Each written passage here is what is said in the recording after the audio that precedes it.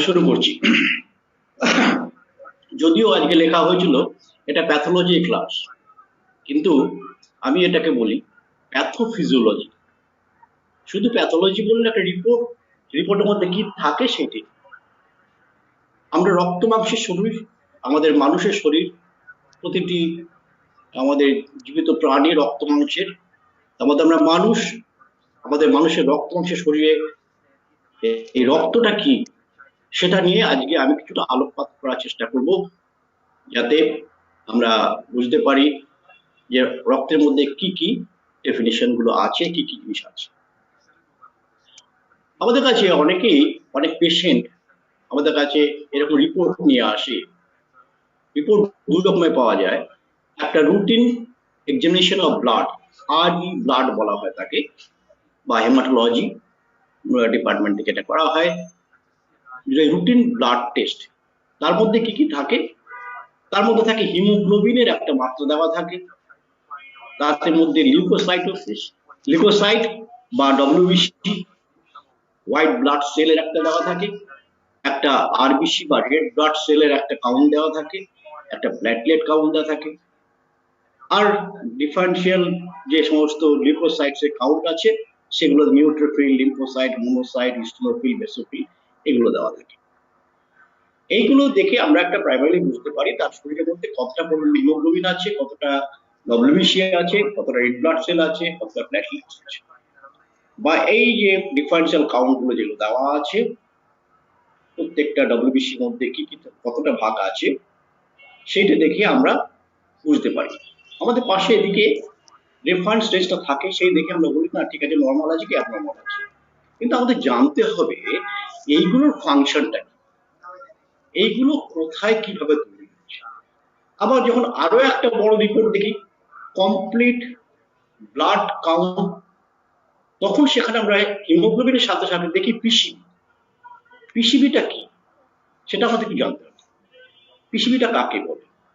আবার MCV, MCh, এমসিএইচসি, আরডিডব্লিউ, এগুলো কি জিনিস? এগুলো যদি আমরা না জানি তাহলে একটা পেশেন্টের কাছে আমাদের নিজস্ব আত্মসম্মান বোধটা অনেকটা নিচে নেমে যায়। আমরা যেমন এখানে নিউট্রোফিল, লিম্ফোসাইট, মোনোসাইট, ইসনোফিল, বেসোফিল সমস্ত জানছি।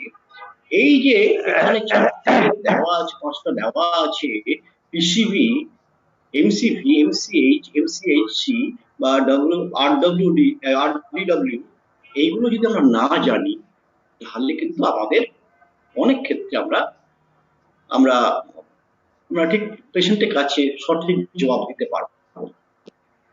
আমাদের আরো একটা থাকে একদম নিচে, যেখানে ফাইন্ডিংসে থাকে যে নর্মোক্রমিক, ম্যাক্রোসাইটিক, নর্মোসাইটিক, এইগুলো যে থাকে, এইগুলো আমরা দেখে বুঝতে পারি না। বা এখানে দেওয়া আছে অ্যানিসোবায়োকিলোসাইটোসিস, এটা কি জিনিস? আমরা তো পেশেন্টের রিপোর্ট দেখার পরে একটু হতভম্ব হয়ে যাই। এগুলো যদি আমরা না জানি তাকে কি বলতে পারবো? ডাক্তার আমার কি হয়েছে, ডাক্তার এটা কি, আমাকে একটু বলতে হবে, পেশেন্টকে বোঝাতে হবে। তাই আমাদের এর সম্পর্কে একটু জ্ঞান রাখার প্রয়োজন বলে মনে করি। তাই আমার জানা নলেজ আছে, যেটুকু জ্ঞান আছে আমি আপনার সাথে শেয়ার করার চেষ্টা করছি। তাহলে ব্লাড, আমাদের শরীরে রক্ত আছে। রক্তের মধ্যে কি কি আছে? রক্তের মধ্যে 4 রকমের জিনিস আছে। রেড ব্লাড সেল, বা যেটাকে আমরা আরবিসি বলছি, তাকে বলা হয় ইউরোথ্রোসাইট। সব জায়গায় আরবিসি বলে লেখা থাকে, অনেক জায়গায় ইউরোথ্রোসাইটও লেখা থাকে। তেমনি আছে হোয়াইট ব্লাড সেল বা ডব্লিউবিসি। যেমন রেড ব্লাড সেলকে বাংলায় বলা হয় লোহিত কণিকা, শ্বেত কণিকা, তেমনি এই হোয়াইট ব্লাড সেলকে বলা হয় লিউকোসাইট। তাই লিউকোসাইটের ডিফারেন্সিয়াল লিউকোসাইটস কাউন্ট বলা থাকে। ইউরোথ্রোসাইটসের তেমনি ডিফারেন্সিয়াল আছে। প্ল্যাটিলেটস, প্ল্যাটিলেটসকে বলা হয় থ্রম্বোসাইটস। প্ল্যাটিলেটস, তাহলে আমাদের তিনটে কিন্তু মূল উপাদান, যে উপাদানগুলো রক্তের মধ্যে আছে সেল হিসেবে। আর কি আছে? আর আছে প্লাজমা। তাহলে আমাদের এখন দেখতে হবে এই উপাদানগুলো রক্তের মধ্যে কোথায় কিভাবে আছে। তাই আমরা আগে প্রথমে রেড ব্লাড সেল সম্পর্কে যদি একটু আমরা ধারণা নেওয়ার চেষ্টা করি। রেড ব্লাড সেলটা কি? এটা এক ধরনের রক্তের কোষ, এক ধরনের সেল, যেটা আমাদের বোন ম্যারোর মধ্যে তৈরি হয়, এবং এই রক্তের মধ্যেই রেড ব্লাড সেলটা থাকে। এই রেড ব্লাড সেলের যে মেইন প্রোটিন, যে মেইন এনজাইম, সেটাকে আমরা বলি হিমোগ্লোবিন। তাহলে রেড ব্লাড সেলের মধ্যে হিমোগ্লোবিন থাকে, এটা আমরা এখানে জানতে পেরে গেলাম। হিমোগ্লোবিন থাকে রেড ব্লাড সেলে আমরা বললাম যেটা রেড ব্লাড সেলের মধ্যে দিয়ে অক্সিজেন ক্যারি করে নিয়ে আসে। কে আনে? হিমোগ্লোবিন। তাহলে আমাদের শরীরে হিমোগ্লোবিনটা ভীষণভাবে প্রয়োজন। যে হিমোগ্লোবিন যদি না থাকে তাহলে অক্সিজেন আসবে না, অক্সিজেন লাংস থেকে আমাদের বডিতে আসবে না। আমরা সবাই জানি মানুষের বেঁচে থাকার প্রধান উপাদান হচ্ছে নিঃশ্বাস প্রশ্বাসের মাধ্যমে অক্সিজেন নেওয়া। সেই অক্সিজেনটা আমাদের লাংসের থ্রু দিয়ে আমাদের পুরো রক্তের মাধ্যম দিয়ে হার্টে আসছে, হার্টে এসে হার্টে থেকে পুরো বডিতে সার্কুলেট হচ্ছে। বডিতে সার্কুলেট হয়ে কোথায় যাচ্ছে? প্রতিটা সেলের মধ্যে যাচ্ছে। প্রতিটা সেলকে সে মেটাবলিক ফাংশন করার জন্য, প্রতিটা সেলে কাজ করার জন্য সেখানে অক্সিজেনের প্রয়োজন হয়ে পড়ছে। তাহলে মানুষ বাঁচতে গেলে, প্রতিটা সেলকে বাঁচিয়ে রাখতে, প্রতিটা সেলকে বাঁচতে গেলে হিমোগ্লোবিনকে তার ভীষণ প্রয়োজন। হিমোগ্লোবিন না হলে একটা মানুষ বাঁচতে পারবে না, কারণ অক্সিজেন সে ক্যারি করতে পারবে না। আমাদের এই রেড ব্লাড সেল কোথায় তৈরি হয়? এই রেড ব্লাড সেল আমাদের যখন মাতৃগর্ভে থাকি, কোথায় হয়? প্রাইমারিলি আমরা বলতে পারি বোন ম্যারোর মধ্যে রেড ব্লাড সেল হয়। রেড ব্লাড সেল বোন ম্যারোতে তৈরি হয় যখন মাতৃগর্ভে থাকি। এই মায়ের গঠনের মধ্যে যখন থাকি, এইখানে তখন এই ইয়াক স্যাক বলে একটা জায়গা আছে, এইখান থেকে আমাদের রেড ব্লাড সেল তৈরি হতে শুরু করে। এই রেড ব্লাড সেল এখান থেকে তৈরি হয়ে আমাদের যে লিভার অ্যান্ড স্প্লিন আছে, সেই লিভার অ্যান্ড স্প্লিনের মধ্যে এই রেড ব্লাড সেল তখন তৈরি হয়, যেটাকে বলা হয় ইলেকট্রোপোয়েসিস। ইলেকট্রোপোয়েসিস কথাটা মানে হচ্ছে একটা red blood sell bone marrow থেকে বেরোতে গেলে 4-5টা ধাপ আছে, সেই ধাপগুলোকে পার হয়ে তারপরে সে রক্তের মধ্যে আসছে। যখন আমরা জন্ম নিয়ে বেরিয়ে পড়লাম, আমরা মাতৃগর্ভ থেকে যখন বেরিয়ে এলাম, তখন কোথায়? আমাদের যতগুলো লং বোন আছে, সমস্ত বোন ম্যারো থেকে আমাদের রেড ব্লাড সেল তৈরি হয়। এই সমস্ত বোন ম্যারো থেকে রেড ব্লাড সেল তৈরি হয় কত বছর বয়স পর্যন্ত? 20 বছর বয়স পর্যন্ত। এই 20 বছর বয়স পর্যন্ত আমাদের রেড ব্লাড সেল তৈরি হয়। যত রকম আমাদের লম্বা বোনগুলো আছে, সব বোনগুলোর এই 20 বছর বয়স পর্যন্ত রেড ম্যারো থাকে। এটাকে বলা হয় রেড ম্যারো। বোন ম্যারোর মধ্যে রেড ম্যারো থাকে। সেই রেড ম্যারো যত লম্বা বোন আছে, সমস্ত লম্বা বোনগুলোর মধ্যে থেকেই আমাদের রেড ব্লাড সেল তৈরি হয়। 20 বছর বয়সের পরে আমাদের এই লং বোনগুলো ইয়েলো বোন ম্যারোতে ট্রান্সফার হয়ে যায়। যখন ইয়েলো বোন ম্যারোতে চলে যায়, তখন সেখানে সমস্ত লম্বা বোনগুলোর মধ্যে কিন্তু আমাদের আর রেড ব্লাড সেল তৈরি হয় না। সেই কিছু বোন আছে যেগুলো ইয়েলো বোন ম্যারোতে কনভার্ট হয়ে যায়, এক্সেপ্ট ট্রাঙ্ক বোন, বুকের যে সমস্ত হাড়গুলো আছে, আমাদের হিউমারাস, আমাদের হাতে যে বোনটা আছে, আমাদের ফিমার, আমাদের ভার্টিব্রা, রিব এবং ফ্ল্যাট বোন যা আছে, সবগুলো থেকে কন্টিনিউয়াসলি যতদিন আমরা বেঁচে থাকি আমাদের এই রেড ব্লাড সেল তৈরি করতে থাকে। তাহলে আমরা রেড ব্লাড সেল কোথায় হয় সেটা আমরা জানতে পারি। তাহলে এবার রেড ব্লাড সেল সম্পর্কে একটু জানি। এই রেড ব্লাড সেলটা কিরকম? রেড ব্লাড সেলটা এই ডায়ামিটার 7 to 8 মাইক্রন। এই 7 to 8 মাইক্রন বা এভারেজ বলি আমরা 7.5 মাইক্রন, হ্যাঁ, এই হচ্ছে এর ডায়ামিটার। এটার এই যে থিকনেস আছে, সাইড থেকে যদি আমরা একটা সেকশন ভিউ দেখি সাইড করে, তাহলে এই যে থিকনেসটা আছে, এই থিকনেসটা হচ্ছে 2.5 মাইক্রন। রেড ব্লাড সেলে মধ্যখানটায় কিন্তু থিকনেসটা অনেক কম, সেইখানের থিকনেসটা হচ্ছে 1 মাইক্রন। এই যে রেড ব্লাড সেলটা মধ্যখানটা একটু চ্যাপ্টা মতো, এটাকে বলা হয় বাইকনকেভ। এটাকে বলা হয় বাইকনকেভ। এই বাইকনকেভ হওয়ার ফলে কি হয়, এই রেড ব্লাড সেলে যে হিমোগ্লোবিন গুলো থাকে, হিমোগ্লোবিন গুলো এই পেরিফেরিতে চারের ধারের দিকে বেশি থাকে। তার জন্য আমরা দেখতে পাচ্ছি এই সেলটা চারদিকটা পিঙ্ক কালার, আর মধ্যখানটা কিন্তু একটু হোয়াইটিশ, অতটা পিঙ্ক নেই। তার মানে রেড ব্লাড সেলগুলো কিন্তু এই একদম ধারের দিকেই ছড়িয়ে আছে। নর্মালি এইভাবেই ছড়িয়ে থাকে, মধ্যখানটায় কম থাকে। কেন কম থাকে?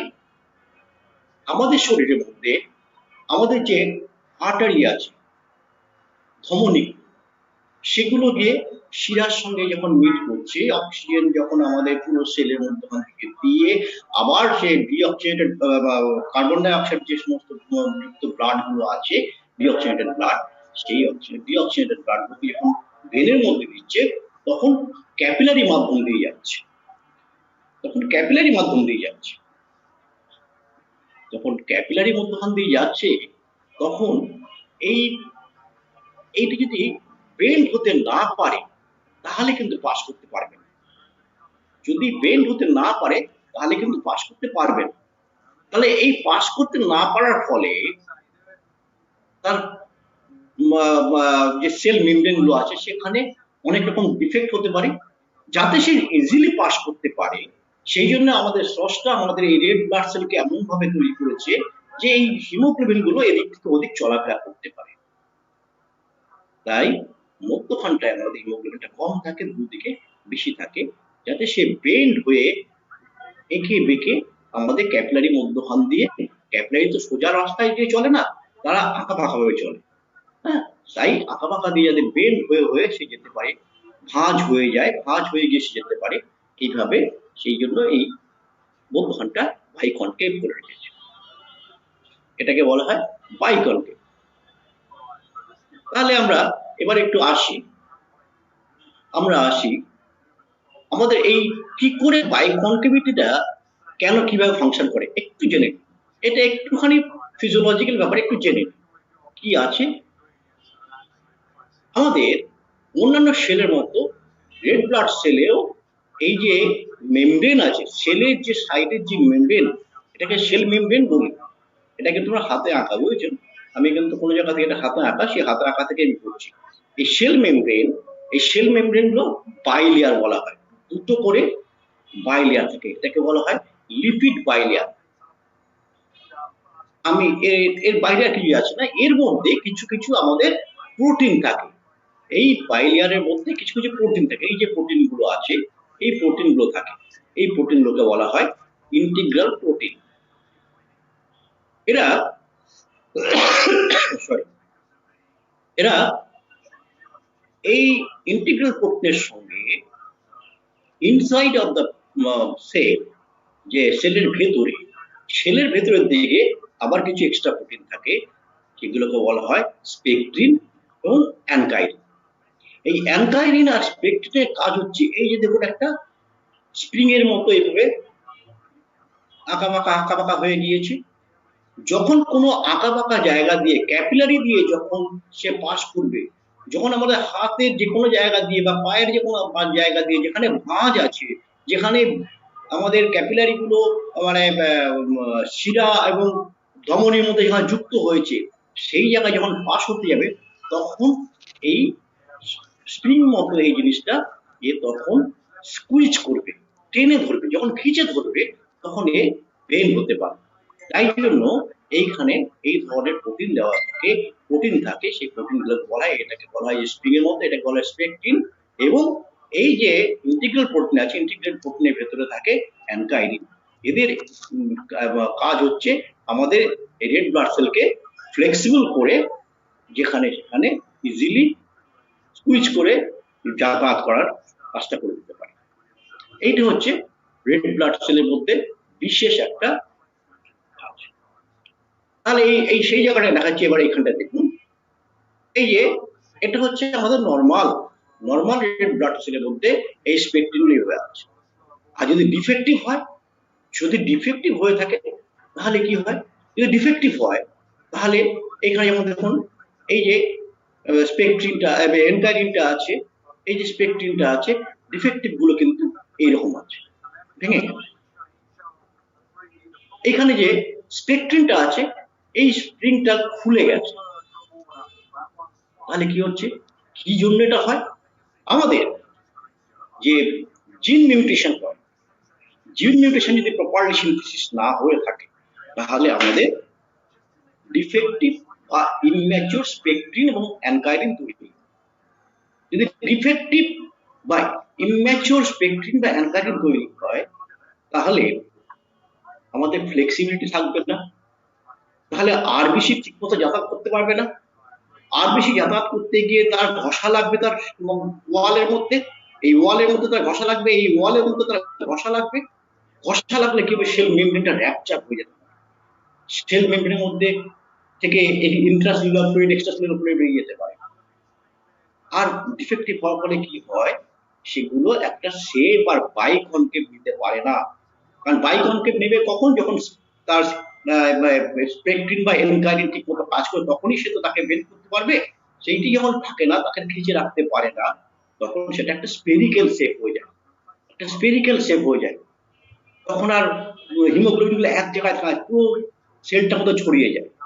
যখন যে একটা রোগ তৈরি হয়, সেই রোগটাকে বলা হয় হেরিডিটারি স্পেরোসাইটোসিস। হেরিডিটারি স্পেরোসাইটোসিস। এই হেরিডিটারি স্পেরোসাইটোসিস হলে দেখা যায় যে আমাদের আসসালামু আলাইকুম। মধ্যে হিমোগ্লোবিন ছড়িয়ে পড়েছে এবং এই আরবিসি গুলো যাতায়াত করতে পারে না, এক জায়গায় ব্লক হয়ে যায়, আমাদের কেমন শরীরের মধ্যে আছেন? ক্লট বেঁধে যাচ্ছে, ব্লাড যেতে পারছে না, মোটা হয়ে যাচ্ছে, শরীরে রক্ত মোটা হয়ে যায়। তখন আমাদেরকে অনেক ডাক্তার মুরা দিয়ে দেন যে অ্যান্টিকোয়াগুলেন্ট মেডিসিন দেন এলোপ্যাথিতে। আমাদেরও অনেক মেডিসিন আছে, আমি পরবর্তী ক্ষেত্রে সেই জায়গায় আসবো। আবার অনেক প্রবলেম দেখা যায় খুব হালকা ধরনের, সেগুলোকে বলা হয় হেরিডিটারি ইলেপ্টোসাইটোসিস। যেমন একটা কোথায় দেখা যায়? জন্মগতভাবে হেমোলাইটিক এনিমিয়া যদি হয়ে থাকে, জন্মগতভাবে haemolytic anaemia, sickle cell anaemia, এর মধ্যে কিন্তু হেমোলাইটিক এনিমিয়া পড়ে, আরো অন্যান্য এনিমিয়াও আছে, আমি সেগুলো পরে আসবো। তো আর কোথায় পাওয়া যায়? জন্ম হওয়ার পরে আমরা শুনি বাচ্চাটা জন্ম হয়েছে জন্ডিস নিয়ে, তার সারা শরীরটা হলুদ হয়ে গেছে, জন্ম থেকেই তার জন্ডিসটা জন্মেছে। তখন বুঝতে হবে যে তার জিন মিউটেশন ঠিক হয়নি, তার জিন মিউটেশন ঠিক হয়নি বলে কিন্তু তার এরকম ডিফেক্টিভ স্পেকট্রিন বা এনকাইরিন তৈরি হয়েছে। এই আমরা যদি এর সঙ্গে একটুখানি এর থেকে বেরিয়ে গিয়ে হোমিওপ্যাথি নিয়ে চিন্তা করি, হোমিওপ্যাথিতে আপনি তখনই ভাববেন যে মায়াজমেটিক কেন আমাদের প্রয়োজন হয়, বাবা মার মায়াজম কেন দেখতে চাই আমরা, তারা কি রোগে ভুগছিল, কোন মায়াজম নিয়ে আসছে, সেইখানে নিশ্চয়ই জেনেটিক যে মিউটেশন হয়, জিন মিউটেশন যেটা হয়, তার প্রবলেম থাকে। তাই হেরিডিটি থেকে তার এই প্রবলেমটা এসছে বলে কিন্তু তার এই সমস্ত স্পেরিক্যাল আরবিসি তৈরি হয়ে গিয়েছে। এই প্রবলেমকে ওভারকাম করে ফেলতে পারে, তখন যে রোগটা থাকে তাকে বলা হয় ইলেপ্টোসাইটোসিস। তাহলে আমরা চলে আসছি, এটা একটু ছোট করি তাহলে আমার কথা শুনতে। আমরা এবারে এই রক্তের মধ্যে আবার চলে আসছি। আমরা বললাম যে রক্তের মধ্যে কি থাকে? আরবিসি, ডব্লিউবিসি, প্লাজমা থাকে, আর থাকে প্ল্যাটলেটস। আমরা যদি একটা টেস্ট টিউবের মধ্যে কিছু রক্ত দিই, সেই রক্তটার মধ্যে দেখতে পাবো যতটা পরিমাণ রক্ত নেব, যাই রক্ত নিই না কেন, তার 45% থাকবে আরবিসি, তার 45% থাকবে আরবিসি, ডব্লিউবিসি থাকবে 0.7%, আর প্লাজমা বাদ বাকিটা।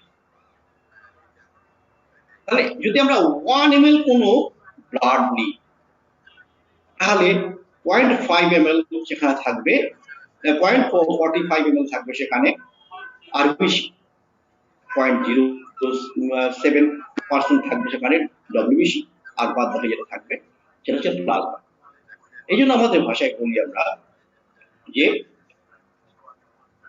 আমাদের শরীর রক্তের মধ্যে কত পরিমাণ জল আছে? 55%। এখানে 55%। এই 55% যে জল, তার মধ্যে কি থাকে? 91 to 92% জল। রক্তের মধ্যে আমাদের যে 55% যে প্লাজমা থাকে, প্লাজমার মধ্যে 91 to 92% জল থাকে, আর বাদ বাকি সলিড থাকে 8 to 9%। এবারে এই প্লাজমার মধ্যে কি আছে? আমাদের শরীরে কিছু রাসায়নিক জিনিস নিয়ে তৈরি, রাসায়নিক পদার্থ আমাদের মধ্যে আছে, যে রাসায়নিক পদার্থই কিন্তু আমাদের সেলকে বাঁচিয়ে রাখতে পেরেছে। তার মধ্যে কি আছে? ইনঅর্গানিক আছে, sodium, potassium, calcium, magnesium, iron, phosphate ইত্যাদি ইত্যাদি। তাহলে আমরা দেখতে পাচ্ছি এই জিনিসগুলো কিন্তু আমাদের শরীরে প্রত্যেকটাই প্রয়োজন। এবং আমরা দেখি অনেক সময় যে ডাক্তার বলে লিখে দিয়েছেন blood test for sodium, potassium, calcium, magnesium লিখে দেয়। আর কি থাকে? প্রোটিন থাকে, ইনঅর্গানিক। অর্গানিক থাকে protein, albumin, globulin, fibrinogen, প্রথমবিন, uric acid, urea, creatinine. তাহলে এতগুলো জিনিস আমাদের প্লাজমার মধ্যে থাকে। তাহলে যেমন আরবিসির আমাদের প্রয়োজন আছে, তেমনি প্লাজমারও প্রয়োজন আছে। এটাও কিন্তু ভুলে চলবে না। তাই কম্পোজিশনের মধ্যে আমাদের এই জিনিসকে মাথায় রাখতে হবে যে আমাদের এখানে কতটা পরিমাণ সেল আছে, কতটা পরিমাণ প্লাজমা আছে। আমাদের নর্মাল 45 আমাদের থাকবে পার্সেন্ট আমাদের আরবিসি, এবং 55% থাকবে প্লাজমা। তাহলে আমরা আবার চলে আসি। আমরা রিপোর্টের প্রথমেই বলেছিলাম যে যাদের কাছে আপনাদের আমি লিখেছিলাম যাদের কাছে রিপোর্ট থাকবে তারা একটু রিপোর্টটা সামনে দেখবে। না, রিপোর্টের মধ্যে আমরা দেখি এই ইরিথ্রোসাইটকে বিভিন্নভাবে ভাগ করেছে, সেখানে প্যাকড সেল ভলিউম বলে একটা কথা থাকে। এই প্যাকড সেল ভলিউম বা হিমাটোক্রেট, এই প্যাকড সেল ভলিউম বা হিমাটোক্রেট কাকে বলে? পিসিবি, ভলিউম অফ আরবিসি, কতটা পরিমাণ আরবিসি আমাদের ওখানে আছে, কতটা পরিমাণ আরবিসি আমাদের ওখানে আছে। আমরা এখনই দেখলাম যে ওখানে 45% আরবিসি থাকবে। তাহলে প্যাকড সেল ভলিউম কতটা থাকবে আমরা সেখানে আমাদেরকে এটা জানতেই হবে, প্যাকড সেল ভলিউম কত। তারপরে কি দেখি? হিমোগ্লোবিন কনসেন্ট্রেশন, আমাদের কতটা পরিমাণ হিমোগ্লোবিন আছে, আমাদের কতটা পরিমাণ হিমোগ্লোবিন এখানে আমরা পাবো, এটা আমাদেরকে জানতে হবে। আমরা কতটা জানি হিমোগ্লোবিন কতটা থাকে? হিমোগ্লোবিন 15 গ্রাম।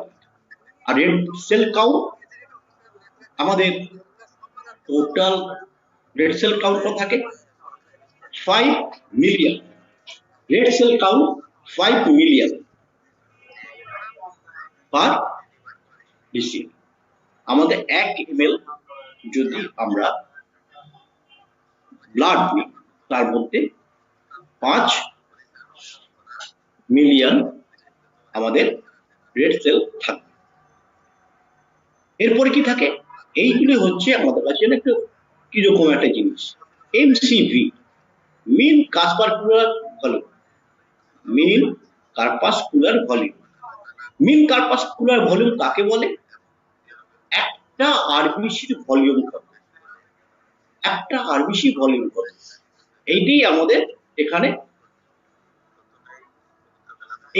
এখানে জানছি যে মিন কার্পাসকুলার ভলিউম মানে আমাদের যতগুলো ওখানে আরবিসি আছে, এই যে 5 মিলিয়ন যে আমাদের রেড ব্লাড সেল আছে, তার মধ্যে একটা রেড ব্লাড সেলের ভলিউমটা সেটা কতটা, সে সাইজ কি, সাইজ তার সাইজটা কি, এটা এখান থেকে আমরা মিন কার্পাসকুলার ভলিউম বা এমসিভি দিয়ে জানতে পারি। তারপরে কি আছে? মিন কার্পাসকুলার হিমোগ্লোবিন, এটা আবার কি? হ্যাঁ, এটা হচ্ছে এমসিএইচ। এমসিএইচ মানে মিন কার্পাসকুলার ভলিউম। এই যে একটা আরবিসি আছে, এই একটা আরবিসির মধ্যে কতটা পরিমাণ হিমোগ্লোবিন আছে, হিমোগ্লোবিনকে আমরা এইচবি বলি। একটা আরবিসির মধ্যে কতটা পরিমাণ হিমোগ্লোবিন আছে, সেটাকে বলছি মিন কার্পাসকুলার হিমোগ্লোবিন। আর কি আছে? মিন কার্পাসকুলার হিমোগ্লোবিন কনসেন্ট্রেশন। এই মিন কার্পাসকুলার হিমোগ্লোবিন কনসেন্ট্রেশনটা কাকে বলছি? এমসিএইচসি এমসিএইচসি হচ্ছে টোটাল যে আমাদের প্যাক্সেল ভলিউম, টোটাল যে আরবিসি আছে সেই আরবিসির মধ্যে কতটা পরিমাণ হিমোগ্লোবিন আছে। তাহলে আমরা তিনটের মধ্যে দেখছি কি, একটা হচ্ছে একটা আরবিসি ভলিউম কত, একটা আরবিসি সাইজ কত, একটা আরবিসির মধ্যে কতটা পরিমাণ হিমোগ্লোবিন আছে, আর টোটাল যত আরবিসি আছে তার মধ্যে হিমোগ্লোবিন কতটা আছে। এত গুলো একটা সাইজ। আর নিচে যেখানে লেখা, আর এটা একটা red cell distribution width. Red cell distribution উইথটা কি, যে আমাদের শরীরের মধ্যে যে রক্ত আছে তার মধ্যে সব রক্তের সাইজ কি একই, সবগুলোর ভলিউম কি একই, এই যে ইন্ডিভিজুয়াল ভলিউম গুলো আছে এমসিপি কে সবগুলো একই, না কোনোটা বড় কোনোটা ছোট এরকম আছে, সেইটাকেই বলা হয় রেড সেল ডিস্ট্রিবিউশন উইথ। আর কি দেখতে পাই, যেখানে আমরা দেখি ফাইনাল, যেখানে দেখি যে রিপোর্টের শেষের দিকে লেখা থাকে নর্মোক্রমিক, নর্মোসাইটিক এন্ড নর্মোক্রমিক। কোন কোন রিপোর্টে থাকে নর্মোক্রমিক, নর্মোসাইটিক, কোন কোন রিপোর্টে থাকে ম্যাক্রোসাইটিক, মাইক্রোসাইটিক। তাহলে এই টার্ম গুলো কি, ম্যাক্রোসাইটিক, মাইক্রোসাইটিক, তাহলে আমরা এখানে বুঝতে পারছি ম্যাক্রো মানে বড়, মাইক্রো মানে ছোট। তাহলে এইগুলো থাকে। আর কি থাকে, হাইপোক্রমিক আর হাইপারক্রমিক। এই ক্রমিক কথাটা মানে হচ্ছে কালার, ধরে নিন এটা কালার। আবার হিমোগ্লোবিনের কালার, যদি হিমোগ্লোবিন বেশি থাকে তাহলে এটা ডিপ কালার হবে, যদি সে হিমোগ্লোবিন কম থাকে তার কালারটা লাইট হবে। এই হিমোগ্লোবিন কালার এটাকে বলে হাইপোক্রমিক এন্ড হাইপারক্রমিক।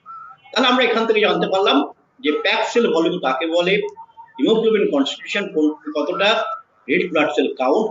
যদি আমরা এই তিনটে ফিগার যদি আমরা জানতে পারি, এই তিনটে ফিগার যদি আমরা পাই, PCV, haemoglobin concentration and red blood cell count, এই তিনটে ফিগার যদি আমাদের জানা থাকে তাহলে আমাদের বাদ বাকি আমরা এই সবগুলো জানতে, বাদ বাকি এই 3 থেকে 4 থেকে শুরু করে 10 পর্যন্ত আমরা নিজে ক্যালকুলেট করতে পারি। তাহলে আমাদের এই তিনটে জানলে আমরা এইগুলো পারবো। কিভাবে পারবো সেটাই আসছে।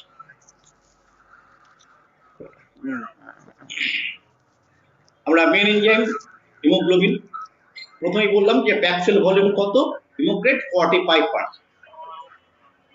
তারপর বললাম কি, যে আমাদের হিমোগ্লোবিন কনসেন্ট্রেশন কত, 15 মিলিগ্রাম পার ডেসিলিটার বা 15 GDCl হিমোগ্লোবিন কনসেন্ট্রেশন 15 গ্রাম, এটা আমরা সবাই প্রায় প্রত্যেকেই জানি।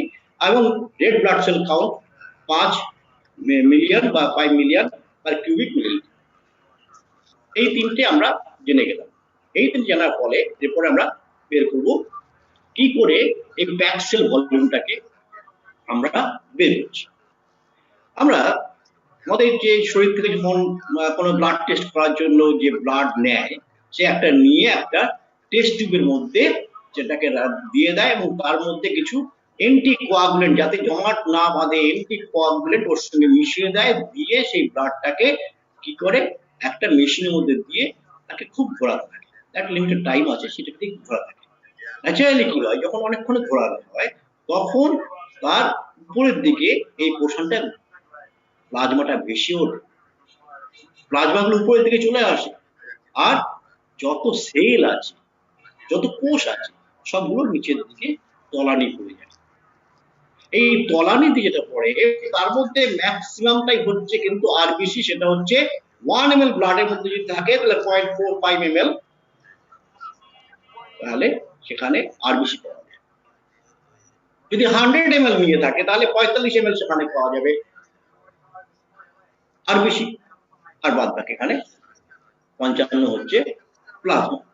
এইভাবে এই যে 45, এই 45 কে বলা হয় প্যাকড সেল ভলিউম, অথবা প্যাকড সেল ভলিউম আরেকটা নাম হচ্ছে হিমাটোক্রিট। তাহলে আমরা আজকে এটা জানতে পেরে গেলাম যে হিমাটোক্রিট যদি কোনো একটা রিপোর্টে লেখা থাকে, সেই হিমাটোক্রিট মানে হচ্ছে প্যাকড সেল ভলিউম। আমরা রিপোর্টের মধ্যে দেখি হিমাটোক্রিট লেখা আছে, তো এই হিমাটোক্রিটটা হচ্ছে প্যাকড সেল ভলিউম, অর্থাৎ আমার এখানে কতটা পরিমাণ রেড ব্লাড সেল আছে, volume of RBC, volume of RBC red blood sell কত সেটা আমরা জানতে পারছি। এটা হচ্ছে নরমাল। Red cell count.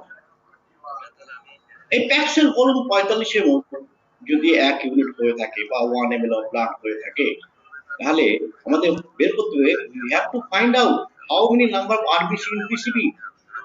আমাদেরকে আমাদেরকে বের করতে হবে এই প্যাকড সেল ভলিউমে কত আরবিসি আছে। সেইটাই হচ্ছে আমাদের ওই 1 ml ব্লাডের ইরিথ্রোসাইট কাউন্ট বা আরবিসি কাউন্ট। এইভাবে যদি আমরা ধরি, একটা একটা করে সেল আমরা এখানে রেখে দিয়েছি, এটি একটা একটা সেল মানে 1 মিলিয়ন যদি আমরা ধরি, এখানে 5টা দেওয়া আছে, এই 5টা হচ্ছে আপনার 5 মিলিয়ন আরবিসি। এই টোটাল প্যাকড সেল ভলিউমের মধ্যে হচ্ছে 5 মিলিয়ন আরবিসি। আর আর কি দেখি, নরমালি হিমোগ্লোবিন আমার প্যাকড সেল ভলিউম যদি 45 হয়ে থাকে এবং আরবিসি কাউন্ট যদি আমরা এখানে 5 মিলিয়ন পেয়ে থাকি 1 ml ব্লাডের মধ্যে, তাহলে আমরা সেখান থেকে বের করব আমাদের হিমোগ্লোবিন কতটা আছে। প্রত্যেকটা আরবিসি আমরা সবাই জানি আরবিসি হচ্ছে ব্যাগ অফ হিমোগ্লোবিন। একটা আরবিসি হচ্ছে ব্যাগ অফ হিমোগ্লোবিন, ব্যাগের মধ্যে আরবিসির মধ্যে হিমোগ্লোবিন আছে। আরবিসি যদি একটা ব্যাগ হয় তার মধ্যে হিমোগ্লোবিন ভর্তি আছে। বাট আরবিসির মধ্যে যে হিমোগ্লোবিন থাকে সেই হিমোগ্লোবিনটা পুরোপুরি লোড করা থাকে না। হিমোগ্লোবিনটা পুরোপুরি লোড করা থাকে না, তার কতটা থাকে, 1/3 লোড করা থাকে। কারণ 1/3ই হচ্ছে তার ম্যাক্সিমাম মেটাবলিক ক্যাপাসিটি। একটা সেলের মেটাবলিক ক্যাপাসিটি ম্যাক্সিমাম হচ্ছে 1/3। তাই সেই ম্যাক্সিমাম ক্যাপাসিটিতেই 1/3 হিমোগ্লোবিন সেখানে তৈরি হয় যখন আমাদের ইলেকট্রোপোরেসিস তৈরি হয়, যখন আমাদের রেড ব্লাড সেল গ্রোথের মধ্যে হচ্ছে, তার যে বিভিন্ন ধাপ আছে সেই ধাপের মধ্যে দিয়ে গিয়ে ইলেকট্রোপোরেসিসে একটা জায়গায় সেখানে শুধু 1/3ই তার ফিল আপ হয় এই আরবিসির মধ্যে। তাহলে এটা আমরা পরিষ্কার হয়ে গেলাম যে কখনো কোনো অবস্থাতেই হিমোগ্লোবিন পিসিবির বেশি হবে না, প্যাকড সেলের ভলিউমের চেয়ে বেশি হবে না। কত হবে, 1/3 যদি হয়ে থাকে তার পিসিবির 1/3 হবে। পিসিবি যদি 45% হয়ে থাকে তাহলে 1/3 অর্থাৎ 15% or 15 gram of 100 ml of blood or 33% of total unit of blood। তাহলে আমরা এখান থেকে জানতে পেরে গেলাম কিভাবে যে আমাদের হিমোগ্লোবিন এখানে কাউন্ট করছে। আমরা এখানে দুটো এক্সাম্পল দেখেছি, আমি এখানে একটা দুটো এক্সাম্পল দেখেছি। এইগুলো দুটো জারের মধ্যে আমরা আরবিসি গুলোকে ভর্তি করে সমান সংখ্যক আরবিসি আমরা এখানে রেখেছি। এই সমান সংখ্যক আরবিসি আমরা যখন দুটো জারের মধ্যে রেখেছি, সেখানে দেখতে পাচ্ছি এখানে এই যে লাল লাল দাগ করা আছে এগুলো হচ্ছে সব হিমোগ্লোবিন। এখানে অনেক ডিপ কালারের হিমোগ্লোবিন, আবার এখানেও দেখছি সমান সংখ্যক আরবিসি এখানে লাইট কালারের, অর্থাৎ এটা কিন্তু অনেক অনেক জুসি, ঠিক জুসি। এটা হচ্ছে লেস জুসি। এই লেস জুসি হওয়ার মানেই হচ্ছে এখানে হিমোগ্লোবিন কনসেন্ট্রেশনটা কিন্তু অনেক কম, আর এটা হচ্ছে হিমোগ্লোবিন কনসেন্ট্রেশনটা অনেক বেশি। তাহলে আমরা এখানে এটা জানতে পারবো। মিন কর্পাসকুলার ভলিউম, মিন কর্পাসকুলার ভলিউম কিভাবে বের করছি?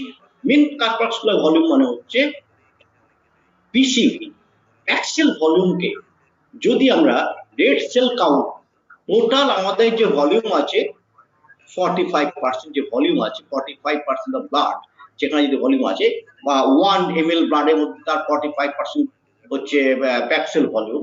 সেই প্যাকড সেল ভলিউমকে যদি আমরা রেড সেল কাউন্ট দিয়ে ভাগ করি, যতগুলো রেড সেল আছে তাহলে একটা রেড সেলের মধ্যে কতটা পরিমাণ তার ভলিউম সেটা যাবে। টোটাল যা আমাদের রেড ব্লাড সেল আছে, total volume of red blood সেলের যদি কত সংখ্যক, তাহলে একটা রেড ব্লাড সেলের ভলিউম কত আমরা সেটা জানতে পারবো। কিভাবে জানছি? তাহলে আমরা প্যাকড সেল ভলিউম কত, 45 কে যদি 5 মিলিয়ন দিয়ে ভাগ করি, তার রেজাল্ট হচ্ছে বিশাল রেজাল্ট আসবে। তার ইউনিট আমাদের বের করতে হবে। সেই কি আসছে, 90 into 10 to the power -15। এটা একটা বিশাল ফিগার। এর জন্য একটা আলাদা ইউনিট, সেটাকে বলা হয় ফেমটোলিটার। ফেমটোলিটার 90 ফেমটোলিটার। দেখবেন যখন এই প্যাক্সেল ভলিউম এমসিবি লেখা থাকে, এমসিবি তে লেখা থাকে 90 বা 80 বা 60 বা 100 এফএল। এফএল মানে হচ্ছে ফেমটোলিটার। এইগুলো হচ্ছে টোটাল আমার 1 ml ব্লাডের। তার আমরা জানতে পারলাম এমসিবি সমান হচ্ছে packed cell volume by red cell count. এই বলেছিলাম যদি আমাদের এই ফিগারগুলো জানা থাকে তাহলে আমরা এগুলো বের করতে পারবো। তাহলে আমরা আমাদের একটা আরবিসি ভলিউম বের করার জন্য একটা ক্রিয়া বের করলাম। আমরা এখানে পিসিবি এবং এখানে রেড সেল কাউন্টকে দিয়ে ডিভাইড করলাম। তাতে আমরা এখানে কেউ স্ক্রিন শেয়ারিং করছেন কি? স্ক্রিন শেয়ারিং করে তার মধ্যে দাগ কাটছেন? ডিস্টার্ব হচ্ছে আমার? হ্যাঁ, কেউ যেন একজন এই দুষ্টামিটা করছে, আমি ক্লিয়ার করে দিচ্ছি। এটা হ্যাঁ এটা না করার জন্য অনুরোধ করছি। এটা দেখা যায় কে করছেন। হ্যাঁ, তো এটা এটা করবেন না দয়া করে। এখন আমার কনসেন্ট্রেশন নষ্ট হচ্ছে। জি, তো এই ফেমটোমিটার, তাহলে আমরা আমরা যে কথাটা বলেছিলাম, যদি আমাদের পিসিবি বা রেড ব্লাড সেল কাউন্ট এবং যদি আমাদের হিমোগ্লোবিন কনসেন্ট্রেশন না থাকে তাহলে আমরা এমসিবি, এমসিএইচ, এমসিএইচসি সমস্তটা বের করতে পারবো। তাহলে এখানে এমসিবি বের করতে গিয়ে আমরা দেখলাম যে মিন কার্পাসকুলার ভলিউম মানে একটা আরবিসি ভলিউম কত, যদি সেটা বের করতে হয় আমরা একদম সরল অঙ্ক, যে টোটাল যে ভলিউম আছে, টোটাল আমাদের যতগুলো আরবিসি ভলিউম আছে তাকে নাম্বার অফ আরবিসি দিয়ে ভাগ করলে একটা আরবিসি কতটা ভলিউম সেটা বের করতে পারি। নরমালি একটা আরবিসি ভলিউম কত হলো তাহলে 90 ফেমটোলিটার। ঠিক আছে, আমরা এরপরে আমরা বের করব মিন কার্পাসকুলার হিমোগ্লোবিন এমসিএইচ, অর্থাৎ ওই একটা আরবিসির মধ্যে কি পরিমাণ হিমোগ্লোবিন আছে, ওই একটা আরবিসির মধ্যে কি পরিমাণ হিমোগ্লোবিন আছে। আমরা আমাদের টোটাল ওই যে প্যাক্সেল ভলিউম, সেই প্যাক্সেল ভলিউমের মধ্যে টোটাল আমাদের হিমোগ্লোবিন কনসেন্ট্রেশন কত সেটা আমরা জেনে নিয়েছি আগে। হিমোগ্লোবিন কনসেন্ট্রেশন 15 আর রেড ব্লাড সেল কাউন্ট হচ্ছে 5 মিলিয়ন বা 50 লক্ষ। এই আমাদের একটা আরবিসির মধ্যে কি পরিমাণ হিমোগ্লোবিন আছে, তাহলে টোটাল হিমোগ্লোবিনকে দিয়ে যদি আমরা ঠিক একই ভাবে কতগুলো number of red blood sell দিয়ে যদি ভাগ করি তাহলে আমরা একটা আরবিসির মধ্যে কতটা পরিমাণে হিমোগ্লোবিন আছে পাচ্ছি। টোটাল কত আছে? 15 গ্রাম আছে। তাকে কতগুলো আমাদের নরমাল নিয়ে আরবিসি 5 মিলিয়ন, 5 মিলিয়ন দিয়ে যখন ভাগ করছি তার যে রেজাল্টটা আসছে এটাও একটা বিশাল রেজাল্ট হবে। সেটা হচ্ছে 30। এর যে ইউনিট তাকে বলা হয় পিকোগ্রাম। এর যে ইউনিট পিকোগ্রাম। এই পিকোগ্রাম কে আমরা দেখব এমসিএইচ যেখানে লেখা থাকে, এমসিএইচ এর ক্ষেত্রে সেখানে ইউনিট লেখা থাকে পিজিএম পার এমএল। তাহলে আমরা যে কথাটা প্রথমে বললাম যে তিনটে ভ্যালু যদি আমাদের জানা থাকে প্রত্যেকটা ভ্যালু আমরা বের করতে পারবো। আমরা এরপরে আসছি mean corpuscular haemoglobin concentration, very important, very important. এটা MCHC, total concentration of hemoglobin in given RBC. given RBC বলতে কি টোটাল আমাদের যে প্যাক্সেল ভলিউম, সেই প্যাক্সেল ভলিউম মধ্যে কি কতটা পার্সেন্টেজ আমাদের হিমোগ্লোবিন আছে বা কতটা হিমোগ্লোবিন আমাদের ওখানে আছে। এটা হচ্ছে টোটাল 15 গ্রাম, পিসিবি হচ্ছে 45, total volume of RBC, PCB মানে টোটাল ভলিউম অফ আরবিসি। তাহলে টোটাল ভলিউম অফ আরবিসি দিয়ে যদি আমি টোটাল হিমোগ্লোবিন কনসেন্ট্রেশনকে ভাগ করি তাহলে আমরা পেয়ে যাচ্ছি মিন কার্পাসকুলার ভলিউম। আবার দেখুন ওখানে দাগ কাটা শুরু হয়েছে, এটা হচ্ছে 33.3 গ্রামস অর 33%, অর্থাৎ 1/3 of the RBC volume, 1/3 of the RBC volume. এইবারে আমরা মোটামুটি যেগুলো সবচেয়ে বেশি দরকার এমসিবি, এমসিএইচ, এমসিএইচসি, আমরা সেগুলো জানতে পারলাম যে এগুলো জানা থাকলে আমরা সবগুলো জানতে পারবো। এবং তারপরে আমরা বলেছিলাম নর্মোক্রমিক, নর্মোসাইটিক। এটা নর্মোক্রমিক, নর্মোসাইটিক এই কথাটা কিন্তু আসে। ক্রমিক কথাটা মানে আপনাদের আগেও বললাম এটা হচ্ছে একটা কালারকে আমরা মিন করি, অর্থাৎ কালারটা হচ্ছে কার কালার, হিমোগ্লোবিনের কালার। হিমোগ্লোবিনের কালার কিরকম থাকে? পিঙ্ক অথবা রেড, এই ধরনের কালার থাকে। এবং পিঙ্ক অথবা রেড থাকে বলে যখন নর্মাল থাকে সেটা পেরিফেরিতে বা শারীর পরিধির দিকে তারা থাকে, যেহেতু তার মধ্যখানটা কনকেভিটি আছে তাই এখান দিয়ে ওদিকে যাবে। আমাদের নর্মাল কি আছে এমসিবি, আমরা পেয়েছি এমসিবি কত 90 ফেমটোলিটার। আমরা এমসিএইচ মেন কার্পাসকুলার হিমোগ্লোবিন কত পেয়েছি 30 পিকোগ্রাম, আর এমসিএইচসি কত পেয়েছি এর 1/3 অর্থাৎ 33% বা 33 গ্রাম ডেসিলিটার। এর কি দেখি আমরা, আমি এখানটায় একটুখানি কাজ করছি। আমরা একটা সেলে যে এই যে সেলটার আমরা একটা সেকশনাল ভিউ, এই সেকশনাল ভিউটা আমি এখানে হাতে এঁকে দেখিয়েছি। এই সেকশনাল ভিউটার মধ্যে আমরা কি পাই, আমরা দেখি এখানটায় এই যে হিমোগ্লোবিন গুলো এমনি করে চারদিকে ছড়িয়ে আছে, এমনি করে ছড়িয়ে আছে, অর্থাৎ পেরিফেরির দিকে হিমোগ্লোবিন গুলো আছে এবং সেন্টারটায় তার হিমোগ্লোবিনটা নেই। তার ফলে কি হচ্ছে, সে এই পেরিফেরিতে হিমোগ্লোবিনটা খুব বেশি পরিমাণে আছে, এই পেরিফেরিতে ধারের দিকে তার হিমোগ্লোবিন বেশি আছে, তুলনামূলকভাবে সেন্টারে কিন্তু কম আছে। তার কারণ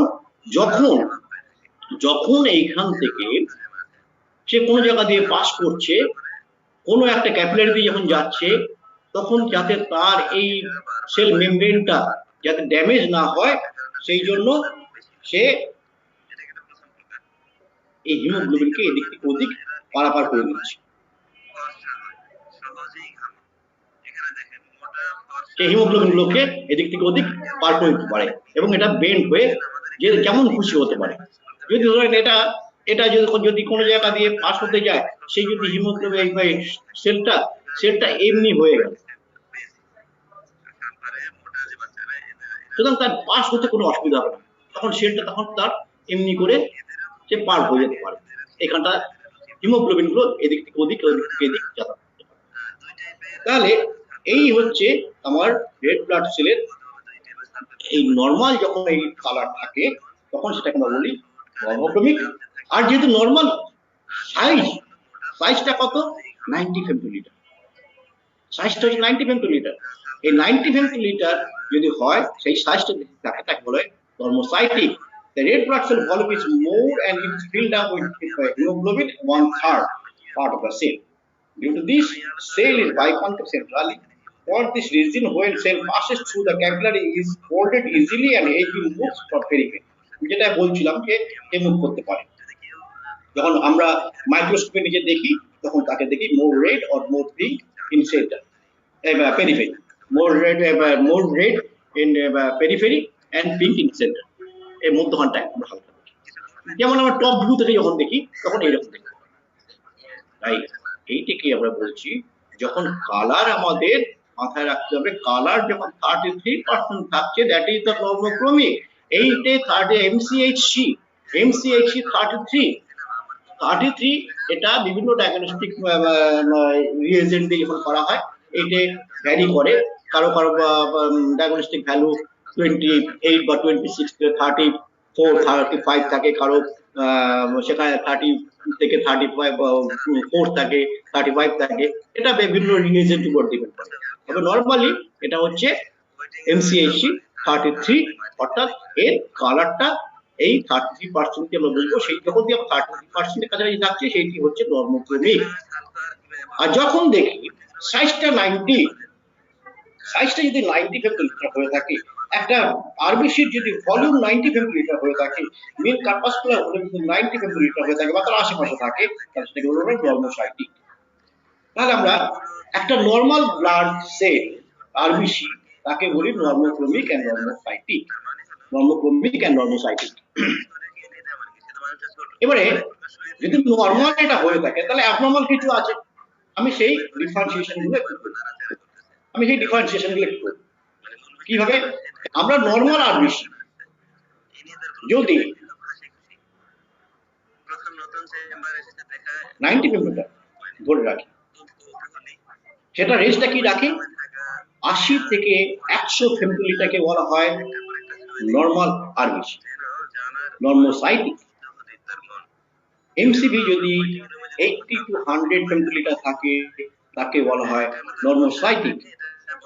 যদি 80 চেয়ে কম থাকে অর্থাৎ সাইজ ছোট, তখন সেটা বলবো আমরা মাইক্রোসাইটিক। মাইক্রো মিনস ছোট, তাকে বলবো মাইক্রোসাইটিক। আর যখন 100 ফেমটোলিটার চেয়ে বেশি থাকে তখন সেটাকে বলবো ম্যাক্রোসাইটিক। আমরা একটু এগোনোর চেষ্টা করি আমরা কিভাবে করছি, একটু যদি এগোই দেখা যাক। আমরা size of the volume of the cell is normal, MCV equal to 90 femtoliter, so it is normocytic. Bracket বলে এটা normocytic. And amount of hemoglobin in one RBC is 20, so it is 22% MCH. MCH 20 picogram, MCH 20 picogram. না এটা পরের টাই চলে গেছে, sorry আগের টাই jump করে গেছি। আমার নরমাল ইয়েতে কি হচ্ছে femtolitre 90 femtolitre, so it is normocytic. all three values MCV, MCH, MCH all are normal. That means 90 এর 3 ভাগ, প্যাক সেল ভলিউমের 3 ভাগ, প্যাক সেল ভলিউমের 3 ভাগ বা MCH এর 3 ভাগ, 1 ভাগ হচ্ছে MCH মিন কার্পাসকুলার হিমোগ্লোবিন 30 পিকোগ্রাম। অর্থাৎ এটা কত পার্সেন্ট আছে? 33%। 33% মানে হচ্ছে এ নরমাল। 33% মানে হচ্ছে নরমাল।